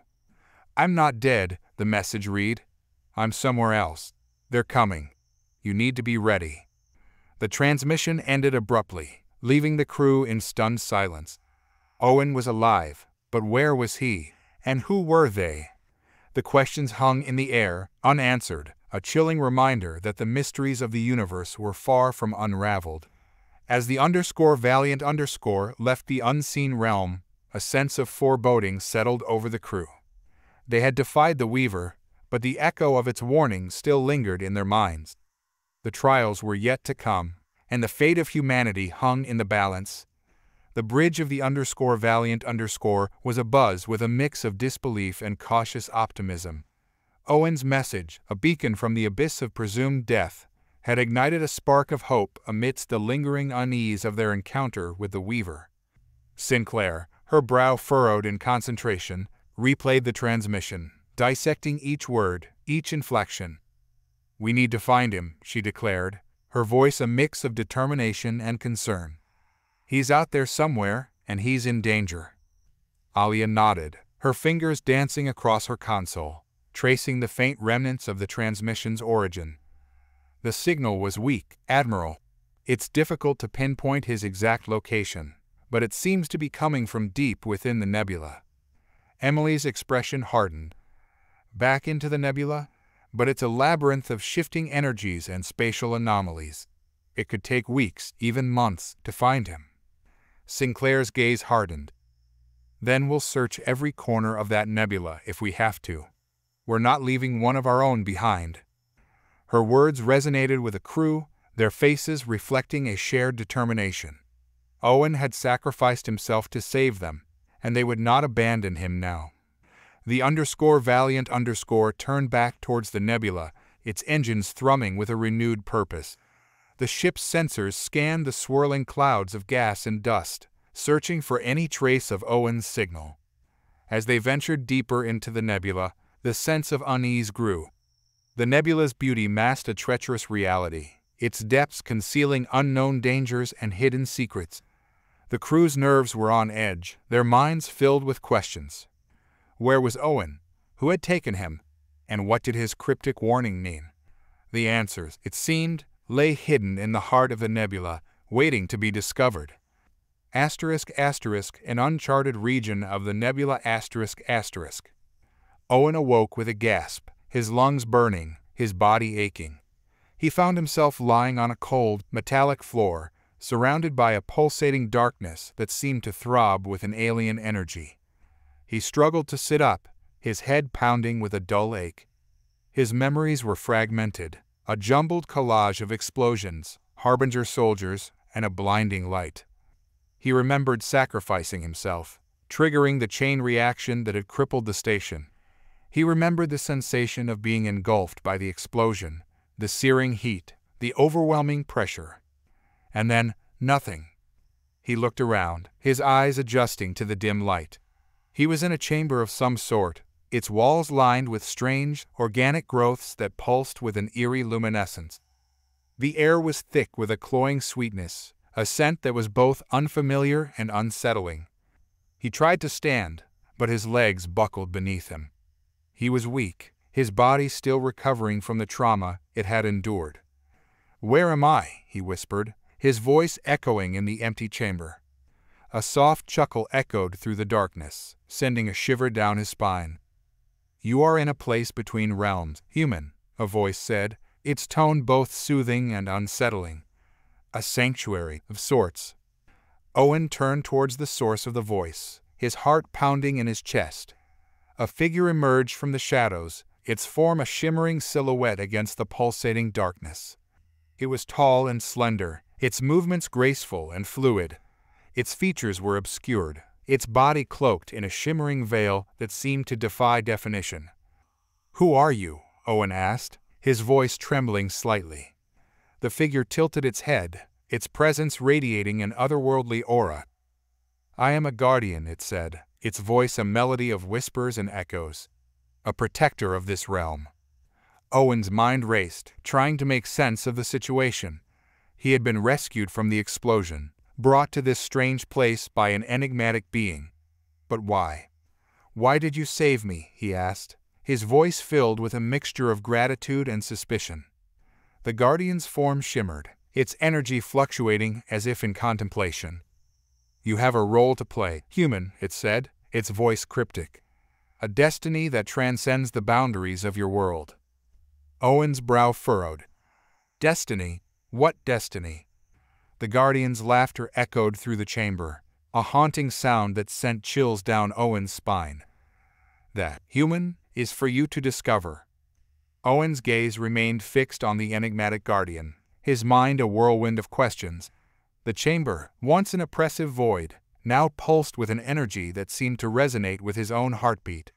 The strange, organic growths on the walls emitted a soft, rhythmic glow, casting dancing shadows that played across the Guardian's shimmering form. The air, thick with the cloying sweetness of an unknown fragrance, hinted at secrets both alluring and unsettling. "A destiny?" Owen echoed, his voice a hesitant whisper in the vastness of the chamber. "But I was just a logistics officer."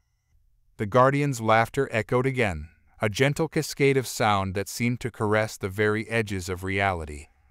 "Destiny, human, is not a title, but a journey. It is not a destination, but a path. And your path, Owen Clarke, is far from ordinary." The Guardian's form shifted, its silhouette solidifying into a more defined shape. Though its features remained obscured by the shimmering veil, Owen could sense a presence within, an intelligence that observed him with an almost parental curiosity. "You possess a rare gift, Owen Clarke," the Guardian continued, its voice a symphony of whispers and echoes. "A connection to the currents of reality, a sensitivity to the unseen forces that shape the cosmos." Owen's brow furrowed, his confusion deepening. "I don't understand. What gift? What connection?" The Guardian's form rippled, its energy swirling and coalescing into a mesmerizing display of light and color. "You have touched the fabric of reality, Owen Clarke. You have witnessed the true nature of existence, and you have survived." The Guardian's words resonated within Owen's mind, stirring a deep-seated memory, a fleeting glimpse of the moment he had triggered the chain reaction on New Terra. He had felt a surge of power, a connection to something vast and ancient, a force that had coursed through his veins and ignited his very being. I don't remember," Owen stammered, his voice barely a whisper. The Guardian's laughter echoed once more, a gentle reassurance in the face of his confusion. "The memories will return in time, but for now, you must rest, heal. Your body has endured much." The Guardian's form shimmered, its energy enveloping Owen in a cocoon of warmth and light. A sense of peace washed over him, his anxieties fading as he surrendered to the Guardian's embrace. He drifted into a dreamless sleep, his mind finally at rest after the tumultuous events of the past few days. As Owen slept, the Guardian watched over him, its gaze filled with a profound understanding. It had seen the spark of potential within Owen, a flicker of something extraordinary that could shape the destiny of not just humanity, but the entire galaxy. The Guardian had waited for eons, searching for a vessel, a conduit through which it could interact with the physical realm. And now it had found one in Owen Clarke, an unassuming logistics officer who had unwittingly touched the fabric of reality. The uncharted region of the nebula, the Guardian's sanctum. Days turned into nights, and nights into days, in the timeless embrace of the Guardian's sanctum. Owen slept, his body healing, his mind adrift in a sea of dreams and memories. The Guardian watched over him, its presence a comforting warmth, its energy gently nudging Owen's consciousness towards a deeper understanding. In his dreams, Owen relived the events of New Terra, the chaos of the battle, the desperation of the final moments. But this time, the memories were clearer, sharper, as if a veil had been lifted from his mind. He saw the Harbingers' movements, their tactics, their relentless pursuit of control. And he saw himself, a lone figure amidst the chaos, his fingers dancing across the console, his mind racing to find a solution. He felt the surge of power as he tapped into the station's core, the raw energy coursing through his veins, igniting a spark within him. He witnessed the explosion, the blinding light, the overwhelming force that should have obliterated him. But instead, he felt a gentle embrace, a guiding hand that pulled him from the brink of destruction. He saw the Guardian, its form a shimmering silhouette against the backdrop of the cosmos. He heard its voice, a symphony of whispers and echoes, promising him a destiny beyond his wildest dreams. Owen awoke with a gasp, his body bathed in a cold sweat. The memories were vivid, the emotions raw. He sat up, his gaze searching the dimly lit chamber for the Guardian. The entity materialized before him, its form radiating a gentle warmth. "You have seen," it said, its voice a soothing balm to Owen's troubled mind. "You have remembered." Owen's heart pounded in his chest, his mind struggling to process the flood of information. I touched something," he stammered, his voice hoarse. "A power beyond anything I've ever known." The Guardian nodded, its form shimmering with an otherworldly light. "You have glimpsed the true nature of reality, Owen Clarke. You have brushed against the threads that bind the cosmos." Its words hung in the air, heavy with unspoken truths. Owen felt a sense of vertigo, as if the very foundations of his understanding had been shaken. He was no longer just a logistics officer, a cog in the machine. He was something more, something extraordinary. "But what does it mean?" he asked, his voice filled with a desperate yearning for answers. "What is my destiny?" The Guardian's laughter echoed through the chamber, a gentle caress of sound that seemed to touch the very essence of his being. "Your destiny, Owen Clarke, is to become a weaver yourself, to shape the fabric of reality, to guide the course of events, to protect those you hold dear." Its words ignited a spark within Owen, a sense of purpose that resonated with the newfound power he felt coursing through his veins. He had been given a gift, a responsibility, a chance to make a difference in a universe teetering on the brink of chaos. "I'm ready," he said, his voice filled with a newfound confidence. "I'll do whatever it takes." The Guardian's form pulsed with approval. "Then let us begin," it said, its voice echoing through the sanctum. "Let us unlock the true potential that lies dormant within you." The Guardian's sanctum transformed, its walls dissolving into a swirling vortex of colors and lights. Owen found himself standing on an infinite plane, the ground beneath his feet a shimmering reflection of the universe above. Stars twinkled like distant diamonds, nebulae swirled in vibrant hues, and galaxies spiraled in majestic formations. The Guardian's form expanded, becoming a luminous giant that towered over Owen, its presence radiating an awe-inspiring power. "This," it boomed, its voice echoing through the vastness of the plane, "is the fabric of existence, the threads that bind the universe, the patterns that shape its destiny." Owen gazed at the spectacle before him, his senses overwhelmed by the sheer scale and complexity of it all.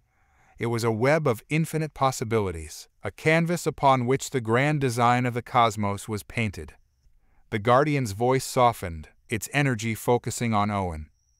"Every action, every thought, every choice ripples through this fabric, creating new patterns, altering the course of events."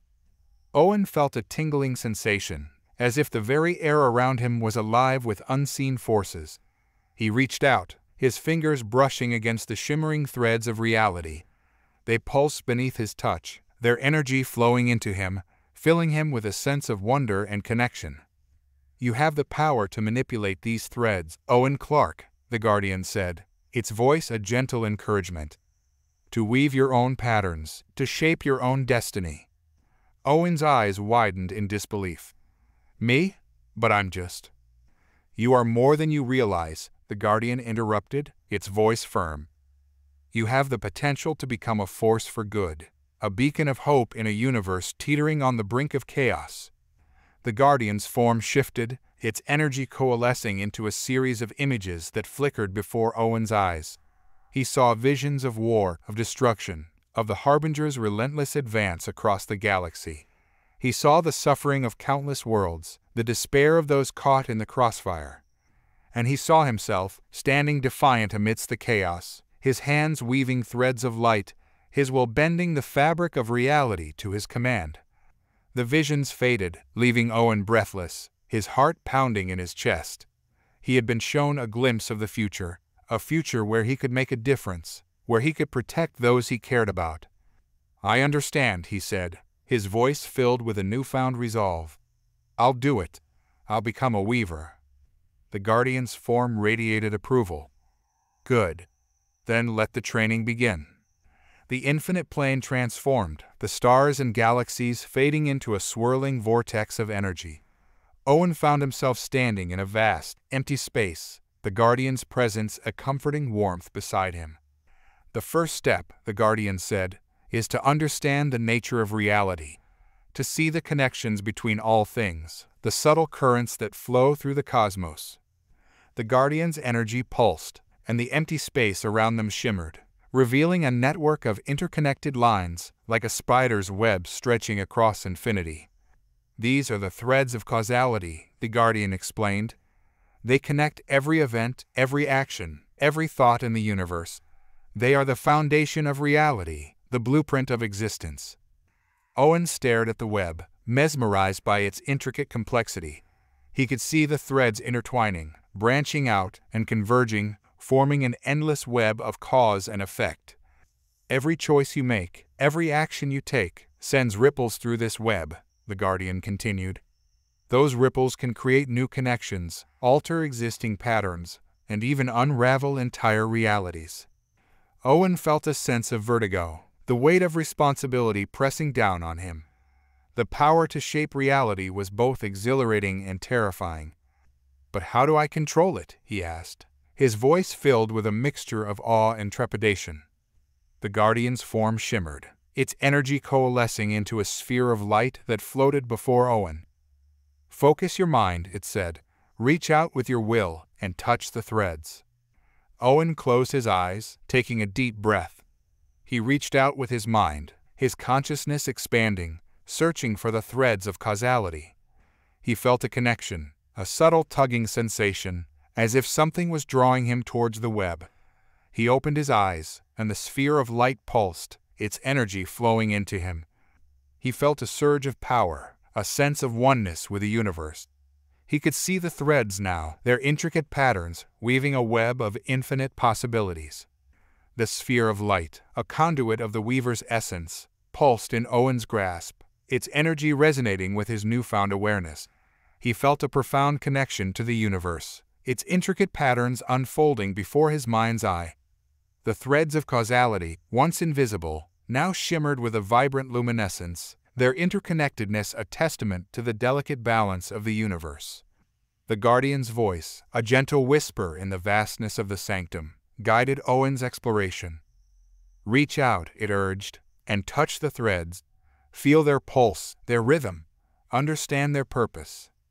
Owen extended his hand, his fingers trembling with a mix of anticipation and trepidation.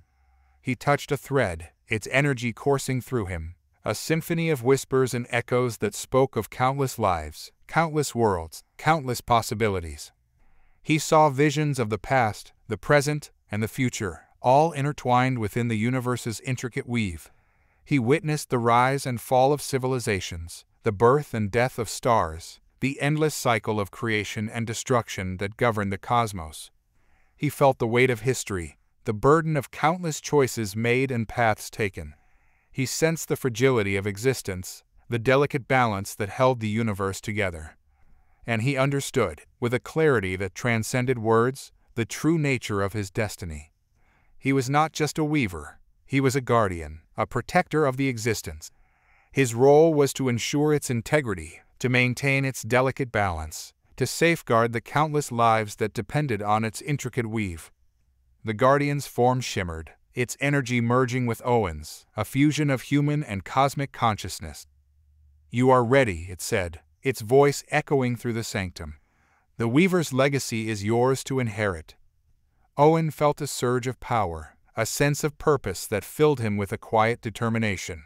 He was no longer just Owen Clarke, the logistics officer.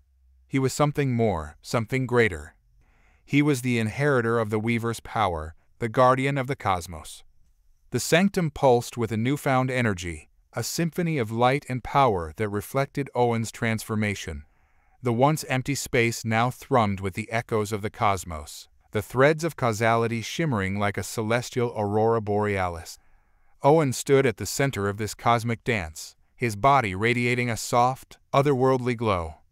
He closed his eyes, his mind reaching out, exploring the vastness of the tapestry.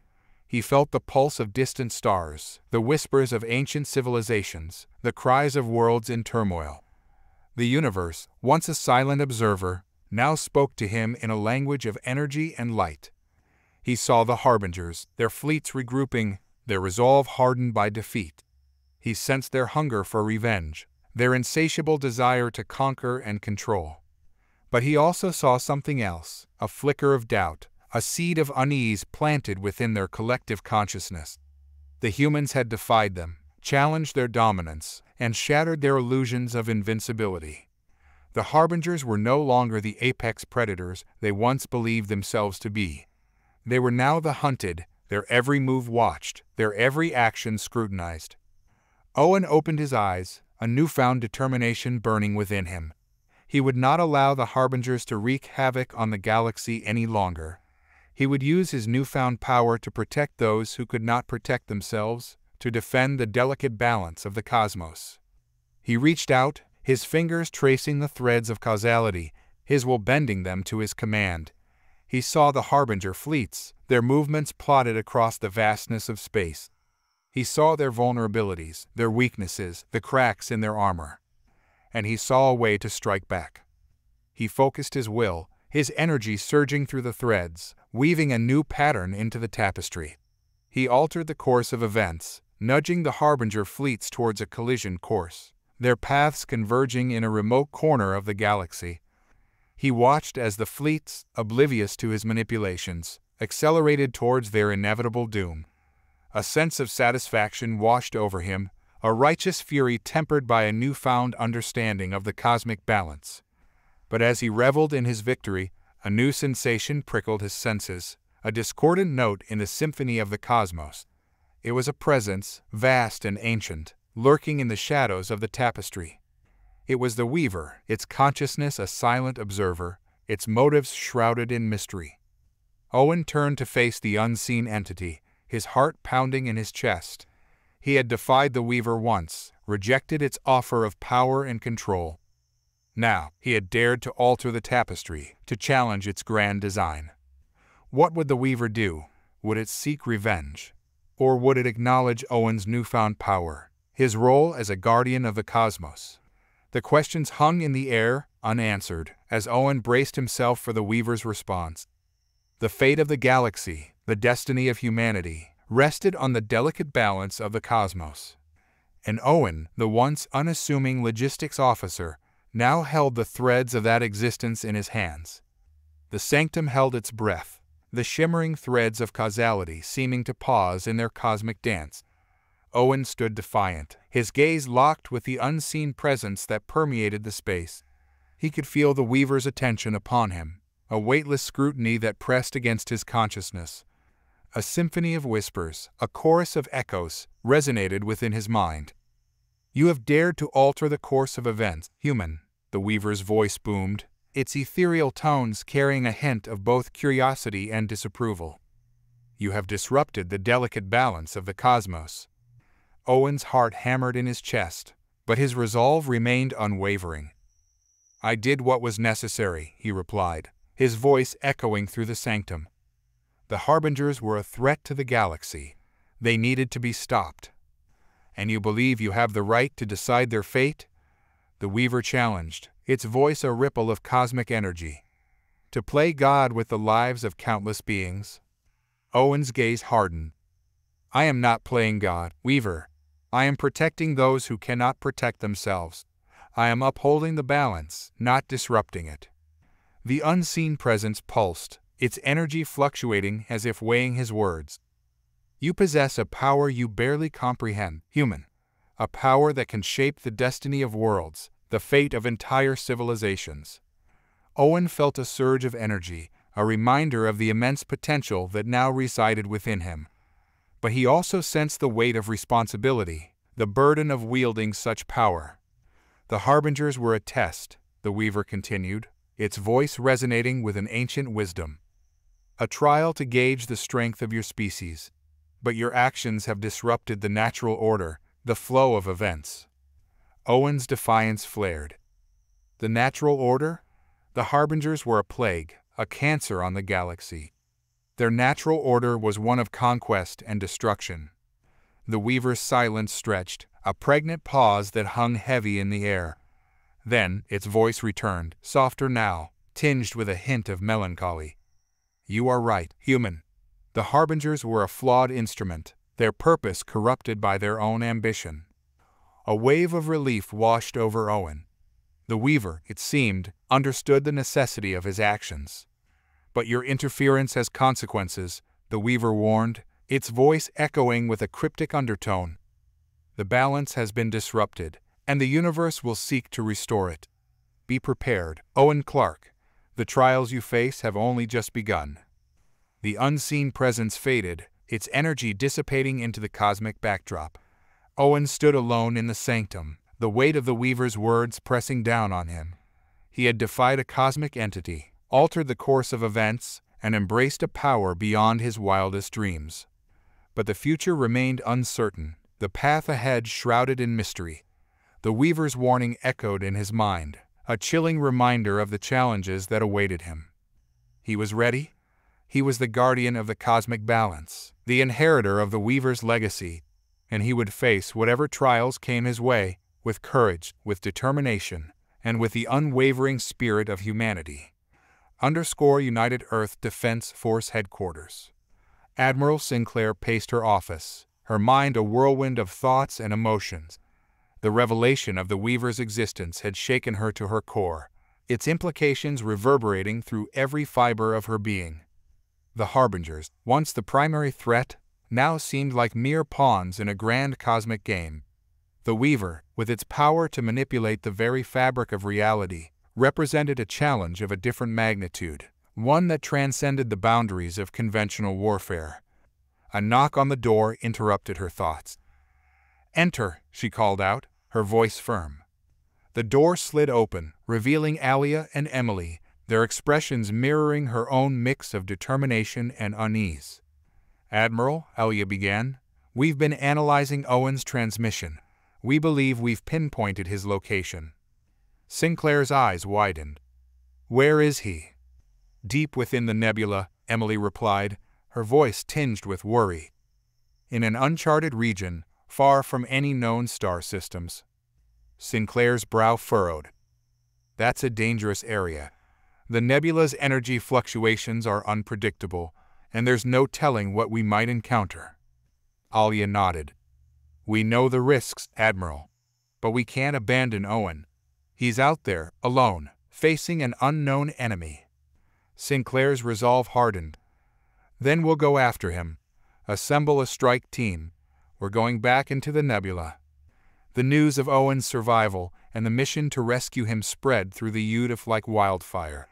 A wave of hope and determination swept through the ranks, a reminder that even in the face of overwhelming odds, humanity would never give up on its own. Volunteers poured in, eager to join the rescue mission. Among them were seasoned veterans, hardened by countless battles, and young recruits, their eyes burning with a desire to prove their worth. Sinclair handpicked the team, selecting the best and brightest, those with the skills and the courage to face the unknown. Alia and Emily were at the forefront, their experience with the Weaver and the Harbingers invaluable. The strike team boarded the _Valiant_, their faces etched with a mix of anticipation and apprehension. They were embarking on a perilous journey, a mission that would test their limits and challenge their very understanding of reality. As the _Valiant_ prepared to depart, Sinclair addressed the crew, her voice amplified throughout the ship. "We are embarking on a mission of the utmost importance," she declared. "We are going to rescue one of our own, a brave soul who sacrificed himself for the greater good. We will face unknown dangers, confront the shadows that lurk in the depths of the nebula. But we will not falter. We will not fail. We will bring Owen Clarke home." Her words echoed through the ship, a rallying cry that resonated with the hearts of the crew. They were ready to face the unknown, to fight for their comrade, to uphold the values that defined humanity. The _Valiant_ surged forward, its engines roaring, its destination the heart of the nebula. The rescue mission had begun, and the fate of Owen Clarke, and perhaps the fate of the galaxy itself, hung in the balance. The _Valiant_ pierced the veil of the nebula once more, its powerful engines straining against the swirling currents of gas and dust. The ship's hull shuddered with each impact, its shields shimmering with a protective energy field. Inside, the strike team braced themselves, their faces etched with a mix of determination and apprehension. Alia, clad in her advanced exosuit, stood at the helm of the bridge, her eyes fixed on the tactical display. The nebula's chaotic energy patterns danced across the screen, a mesmerizing yet treacherous landscape. Navigating this nebula is like sailing through a storm of razor blades, she muttered, her voice barely audible over the thrum of the ship's engines. Emily, standing beside her, nodded grimly. We need to be careful. One wrong move, and we could be torn apart. Sinclair, her expression resolute, surveyed the bridge, her gaze sweeping across the faces of her crew. Stay alert, she commanded, her voice amplified through the ship's comms. We're entering uncharted territory. Expect the unexpected. The _Valiant plunged deeper into the nebula, its lights casting long, distorted shadows that danced across the swirling clouds of gas. The ship's sensors struggled to penetrate the dense fog, their readings unreliable and fragmented. We're losing contact with the fleet, the communications officer reported, his voice tense. The nebula's interference is too strong. Sinclair's jaw tightened. Maintain course. We'll regain contact once we're closer to Owen's location. The ship shuddered again, a violent tremor that sent shockwaves through the deck. Alia's eyes widened as she analyzed the sensor readings. Spatial anomaly detected, she warned. Brace for impact. The _Valiant lurched, its hull groaning under the strain. The crew members braced themselves, their bodies pressed against the walls as the ship was tossed about like a leaf in a hurricane. The lights flickered, plunging the bridge into darkness. Emergency lighting kicked in, casting an eerie red glow that accentuated the tension in the room. Damage report, Sinclair shouted, her voice cutting through the chaos. Shields are holding, but we've lost power to the main engines, the engineering officer reported, his voice strained. We're drifting. Alia's sensors flickered, picking up a faint energy signature amidst the nebula's turbulent currents. I'm detecting a gravitational anomaly, she announced, her voice filled with a mix of excitement and dread. It's pulling us towards it. Sinclair's expression hardened. Prepare for emergency maneuvers. We need to break free of this pull. The crew scrambled to follow her orders, their movements precise and efficient despite the disorienting effects of the anomaly. The _Valiant struggled against the invisible force, its engines sputtering and failing. The gravitational pull intensified, the ship's hull creaking and groaning under the strain. The crew members braced themselves, their knuckles white as they clung to their stations. Suddenly, the ship lurched violently, its trajectory shifting. The anomaly had released its grip, but the _Valiant was now hurtling towards a massive, swirling vortex of energy. Brace for impact, Sinclair shouted, her voice barely audible over the roar of the ship's alarms. The _Valiant plunged into the vortex, its hull buffeted by the turbulent energies. The ship's lights went out, the screens flickered and died, and the crew was plunged into darkness. For a moment, there was only silence, broken only by the creaking of the ship's metal frame and the labored breathing of the crew. Then, a faint light appeared in the distance, a beacon in the darkness. The _Valiant emerged from the vortex, its hull battered and scarred, its systems offline. The crew, dazed and disoriented, stumbled to their feet, their eyes adjusting to the dim light.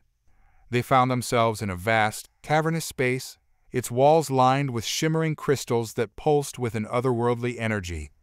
At the center of the chamber, a colossal structure rose from the ground, its form a twisted amalgamation of organic and inorganic matter. It was a sight that defied comprehension, a monument to an alien intelligence that dwarfed humanity's understanding of the universe. And at its heart, Owen Clarke stood, his body bathed in a radiant light, his eyes glowing with a power that transcended the boundaries of mortality. The uncharted region of the nebula. The crew of the _Valiant stood frozen in awe, their gazes fixed on the transformed Owen Clarke. He was no longer the unassuming logistics officer they once knew. He was a conduit of cosmic power, his very presence radiating an energy that resonated with the ancient structure at the heart of the chamber. Alia, her exosuit's sensors overloaded by the sheer intensity of Owen's aura, felt a mix of wonder and trepidation. She had witnessed his transformation in the Guardian's sanctum, But now, seeing him in this alien environment, she realized the true extent of his newfound power. "Owen," Emily whispered, her voice barely audible. Owen turned to face them, his eyes glowing with an otherworldly light. "It's me," he said, his voice echoing through the chamber. "But I'm also more than that." He gestured towards the colossal structure, its pulsating energy mirroring his own. "This is the Crucible," he explained, his voice resonating with a newfound authority. "It's a nexus of cosmic power, a gateway to the deeper layers of reality." Sinclair stepped forward, her expression a mask of cautious curiosity. "What is its purpose?" she asked. Owen's gaze turned inward, his mind communing with the ancient knowledge that now flowed through him. "The Crucible is a testing ground, a forge where beings of exceptional potential are tempered and refined." He paused, his eyes meeting Sinclair's. "It's where I've been these past few days, undergoing trials that have pushed me to the very limits of my being." Emily's concern flared. "Trials? What kind of trials?" Owen's expression hardened. "Trials of the mind, the body, and the spirit. Trials that have forced me to confront my deepest fears, my darkest desires."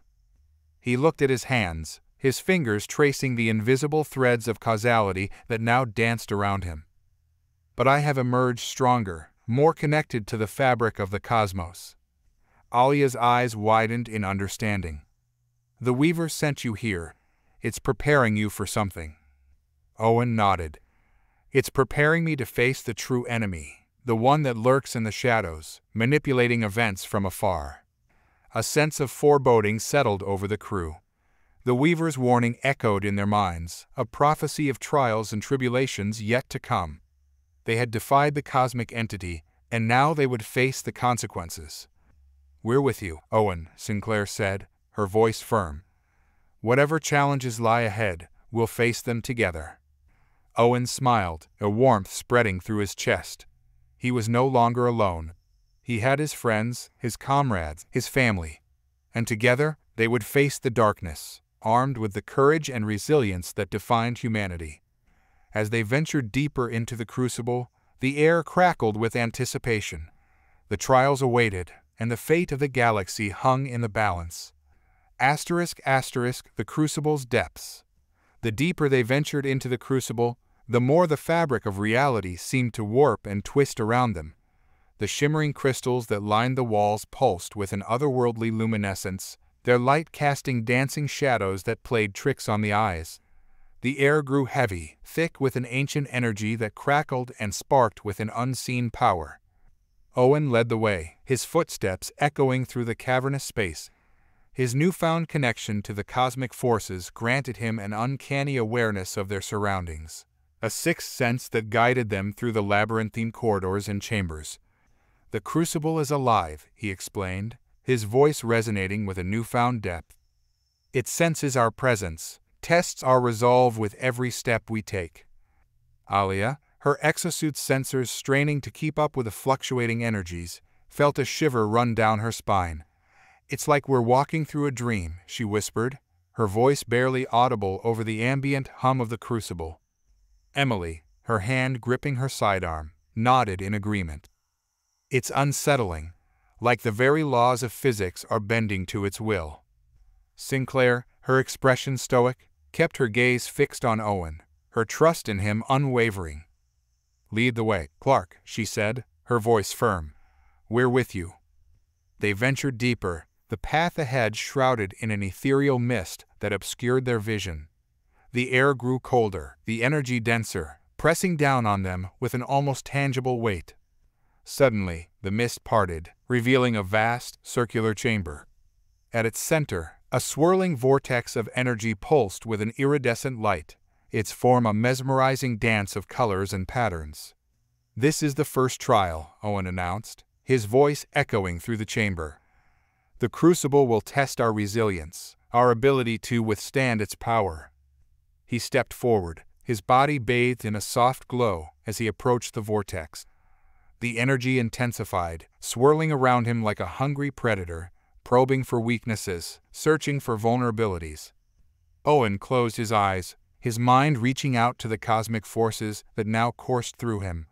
He felt the Weaver's presence, a guiding hand that steadied him, empowered him. He opened his eyes, his gaze unwavering as he faced the vortex. "I am ready," he declared, his voice ringing with a newfound confidence. He stepped into the vortex, his body enveloped by the swirling energy. The crew watched in awe as he vanished from sight, swallowed by the crucible's embrace. The chamber fell silent, the only sound the rhythmic pulse of the vortex. Minutes turned into hours, and still there was no sign of Owen. Alia's sensors flickered, picking up a faint energy signature within the vortex. "He's still alive," she reported, her voice a mixture of relief and concern. "But his energy readings are fluctuating wildly." Emily's grip tightened on her sidearm. "What's happening to him?" Sinclair's expression hardened. "The crucible is testing him, pushing him to his limits. We have to trust that he can overcome it." But as the hours stretched on, their confidence wavered. The vortex remained a swirling enigma, its secrets hidden from their view. Finally, after what felt like an eternity, the vortex began to subside, its energy diminishing. A figure emerged, stumbling from its depths, its body battered and bruised. It was Owen, his clothes torn, his face etched with exhaustion. But his eyes burned with a newfound intensity, a resilience forged in the crucible of the cosmos. He looked at his crewmates, a weary smile gracing his lips. "I'm back," he said, his voice raspy but filled with a quiet triumph. Alia and Emily rushed to his side, their faces etched with relief. Sinclair, her composure unwavering, nodded in approval. "You have passed the first trial, Owen Clarke," she said, her voice echoing through the chamber. "But the journey has only just begun." The crucible's depths beckoned, its secrets waiting to be unveiled. The trials would continue, each one more challenging than the last. But Owen, armed with the Weaver's legacy and the support of his crew, was ready to face whatever lay ahead. The fate of the galaxy rested on his shoulders, and he would not falter. The Crucible's trials were not mere tests of strength or endurance. They were a journey through the labyrinth of one's own soul, a confrontation with the deepest fears and desires that lay hidden within. Owen, guided by the Guardian's wisdom and the echoes of the Weaver's legacy, faced each trial with unwavering determination. He navigated treacherous landscapes of illusion, battled phantoms of his own creation, and confronted the darkest corners of his past. In one trial, he found himself trapped in a desolate wasteland, his body racked with thirst and hunger. The sun beat down mercilessly, the sand burning his feet as he stumbled through the endless dunes. He saw mirages of his loved ones, their voices calling out to him, pleading for his help. But he knew they were illusions, cruel tricks designed to break his spirit. He pushed onward, his will fueled by the memory of their faces, their smiles, their unwavering belief in him. In another trial, he was confronted by a spectral army, their faces twisted in agony, their bodies scarred by the ravages of war. They were the ghosts of those who had fallen in the battle against the Harbingers, their seeking vengeance, their despair threatening to consume him. Owen fought back, his newfound powers surging through him. He wielded the threads of causality like a weapon, unraveling the spectral army's existence, their forms dissolving into wisps of energy. But the trials did not end there. The crucible delved deeper, probing the very core of his being, forcing him to confront the shadows that lurked within his own heart. He faced his fears, his regrets, his doubts. He relived the moments of his past, the choices he had made, the paths he had not taken.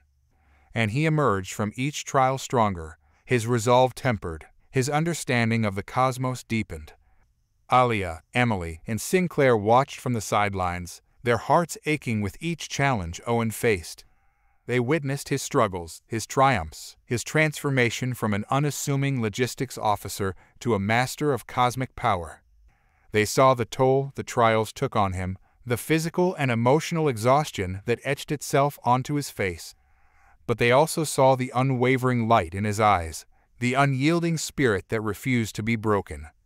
The final trial awaited, its presence a palpable weight that pressed down on Owen's consciousness. The air crackled with anticipation, the very fabric of the crucible thrumming with an otherworldly energy.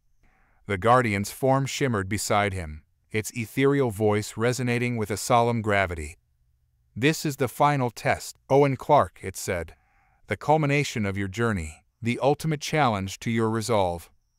Owen's gaze hardened, his eyes reflecting the depths of his newfound power.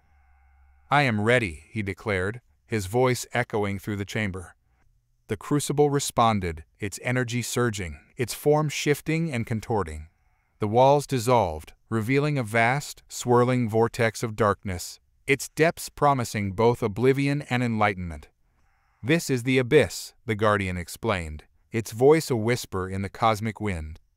"The source of all creation, the wellspring of existence. It is where the threads of causality converge, where the past, present, and future intertwine." Owen felt a pull, a yearning to step into the abyss, to embrace the mysteries that lay within. But he also sensed a warning, a primal fear that whispered of dangers beyond comprehension. "What awaits me there?" he asked, his voice tinged with apprehension. The Guardian's form flickered, its energy dancing in the shadows. "The abyss holds the answers you seek, Owen Clarke, but it also holds the echoes of your past, the shadows of your doubts, the weight of your choices." Owen's breath hitched. He had faced his demons in the previous trials, confronted the darkness that lurked within his own heart, but the abyss promised a deeper confrontation, a reckoning with the very essence of his being. "I am not afraid," he said, his voice firm. "I will face whatever awaits me." He stepped towards the abyss, his resolve unwavering. The darkness beckoned, its whispers promising both revelation and oblivion. As he crossed the threshold, the world around him dissolved, replaced by a kaleidoscope of memories, emotions, and sensations. He relived his life, from his childhood on Earth to his fateful encounter with the Harbingers. He saw the faces of his loved ones, their smiles and tears, their hopes and dreams. He felt the warmth of their love, the sting of their loss. He confronted his own flaws, his moments of weakness, his failures. He wrestled with the burden of his choices, the consequences of his actions. And he emerged from the abyss, transformed. He stood on the precipice of existence, the threads of causality dancing around him like strands of starlight. He saw the past, the present, and the future, all intertwined, all connected. He understood the true nature of his power, the responsibility that came with it. He was not just a guardian of the cosmos, he was a weaver of destinies, a shaper of realities. And he was ready to face the unseen enemy, the one who had manipulated the Harbingers, the one who sought to control the fate of the galaxy. He turned to face the darkness, his eyes blazing with a newfound power. "I am coming for you," he whispered, his voice echoing through the abyss. "And I will not rest until the balance is restored." The uncharted region of the nebula. The Valiant navigated the treacherous currents of the nebula, its crew on high alert. Alia, Emily, and Sinclair stood on the bridge, their gazes fixed on the tactical display. The ship's sensors, enhanced by Owen's connection to the cosmic network, pulsed with a newfound clarity, revealing the hidden pathways and energy flows that permeated the nebula. "We're approaching the coordinates Owen sent," Alia reported, her voice tinged with a mix of anticipation and apprehension. "But the energy readings are off the charts. Something immensely powerful is there." Sinclair's expression hardened. "Prepare for combat. We don't know what we're walking into." The Valiant slowed its approach, its shields shimmering with a protective energy field. The crew braced themselves, their weapons at the ready, their hearts pounding with a mix of fear and determination. Suddenly, the nebula before them parted, revealing a sight that defied comprehension. A colossal entity, its form a swirling vortex of darkness and light, hung suspended in the void. It was the unseen enemy, the puppet master that had manipulated the Harbingers, its presence a palpable weight that pressed down on their very souls.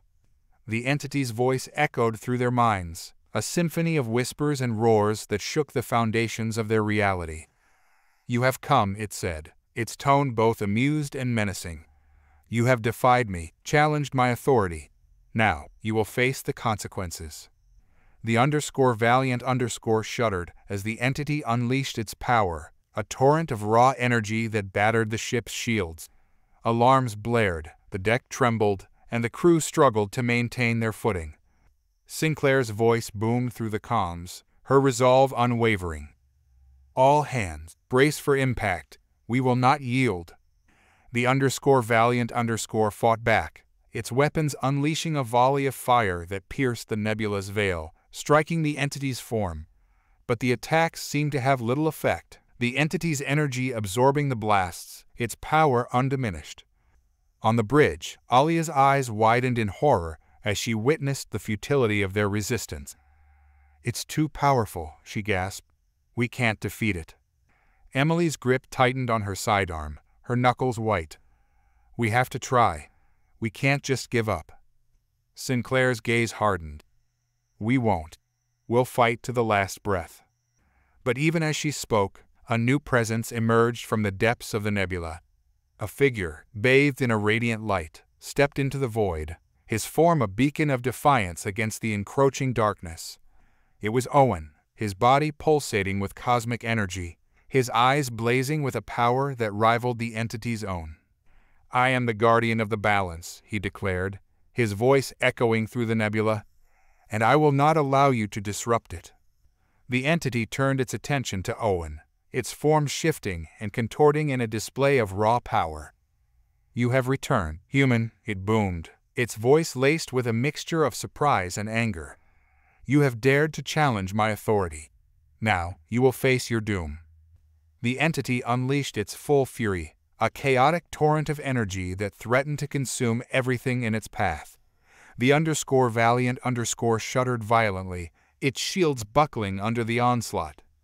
But Owen stood his ground, his will unwavering. He raised his hands, his fingers tracing the invisible threads of causality that connected all things. He wove a new pattern, a testament to the indomitable human spirit, a tapestry of defiance and hope. The nebula erupted in a blinding flash of light, the clash of cosmic forces shaking the very foundations of reality. The Valiant was tossed about like a leaf in a hurricane, its crew struggling to maintain their grip. The blinding flash subsided, leaving the nebula shimmering with residual energy. The Valiant drifted, its hull scarred and its systems flickering back to life. The crew, dazed but alive, slowly regained their senses. On the bridge, Sinclair's heart pounded in her chest as she surveyed the scene. The entity, once a colossal vortex of power, was now a dissipating cloud of energy, its form unraveling, its whispers fading into the cosmic void. Owen stood at the epicenter of the fading storm, his body radiating a soft, pulsating light. His eyes, once ablaze with power, now held a profound sadness, a weight of knowledge that seemed to burden his very soul. "It's over," he said, his voice a mere whisper in the vastness of space. "The entity, it's gone." Alia and Emily rushed to his side, their faces etched with a mixture of relief and concern. "Owen, are you all right?" Emily asked, her voice filled with worry. Owen nodded slowly, his gaze distant. "I'm fine, but the entity, it wasn't evil. It was lonely." His words hung in the air, a revelation that sent shivers down their spines. The entity, the cosmic puppet master, the architect of their trials, was not a malevolent force, but a being trapped in its own existence, yearning for connection, for purpose. "It sought to unite the galaxy," Owen continued, his voice heavy with understanding. "To create a harmonious symphony of existence. But its methods were flawed, its vision clouded by its own isolation." Sinclair's expression softened. "It was a god, playing with mortals," she said, her voice filled with a newfound empathy. "But even gods can be lonely." The crew of the Valiant stood in silent contemplation, their minds grappling with the implications of Owen's words. The entity, once their enemy, now seemed more tragic than villainous, a cosmic being trapped in its own grand design. Owen's gaze turned towards the fading remnants of the entity, his eyes filled with a sense of profound sadness. "It's gone," he repeated, his voice barely a whisper, "but its legacy remains." He looked at his crewmates, his eyes meeting theirs. "We have a responsibility now," he said, his voice firm, "to carry on its vision, to create a galaxy where all beings can coexist in harmony." Alia and Emily nodded, their faces reflecting a shared determination. They had witnessed the true nature of the cosmos, the delicate balance between creation and destruction, between order and chaos. And they understood, with a clarity that transcended words, that humanity's role was not just to survive, but to thrive. To reach out to the stars, not as conquerors, but as explorers, as diplomats, as weavers of a new tapestry of existence. The _Valiant_ turned its course towards home, its crew carrying the weight of their newfound knowledge, the echoes of the Weaver's legacy resonating within their hearts.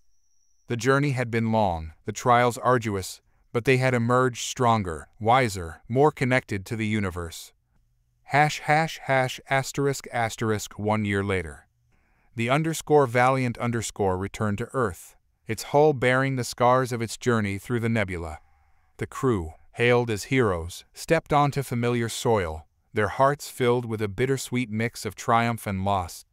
The weight of their experiences pressed upon them, a constant reminder of the sacrifices made and the challenges overcome. Owen Clarke, once an unassuming logistics officer, now stood as a symbol of humanity's resilience and potential. His transformation had become a legend, his story whispered in hushed tones throughout the UDF.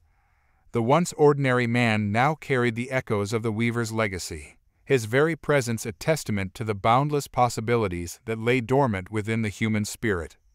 He returned to his life on Earth, but he was irrevocably changed. The cosmic knowledge he had gained, the connection to the threads of causality, whispered to him constantly, urging him to fulfill his newfound purpose. He dedicated his days to working with scientists and diplomats, sharing his unique understanding of the universe, his insights into the delicate balance that held it all together. His words, imbued with the wisdom of the cosmos, inspired hope and unity in a world still grappling with the aftermath of the Harbinger conflict. Alia and Emily, his closest companions, walked beside him on this new path. Alia, driven by an insatiable thirst for knowledge, delved deeper into the mysteries of the cosmos, her research pushing the boundaries of human understanding.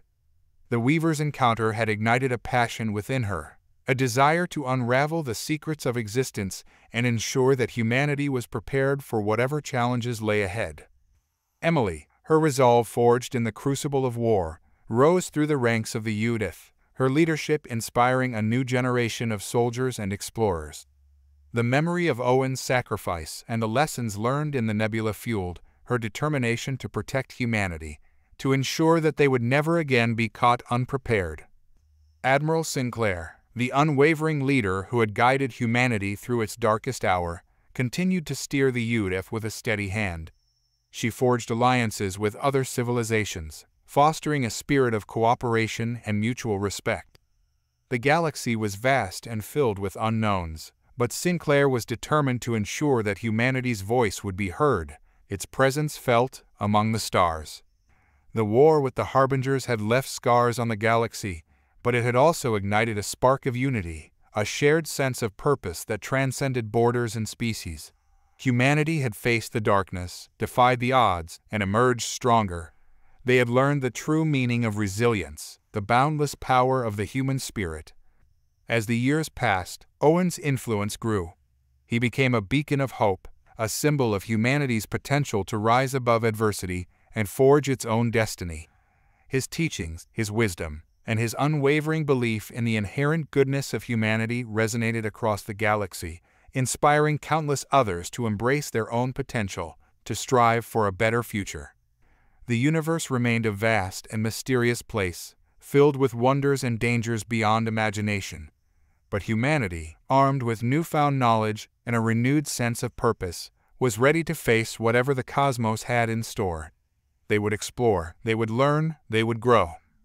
And they would never forget the sacrifices made, the lessons learned, and the unwavering spirit that had carried them through the darkness.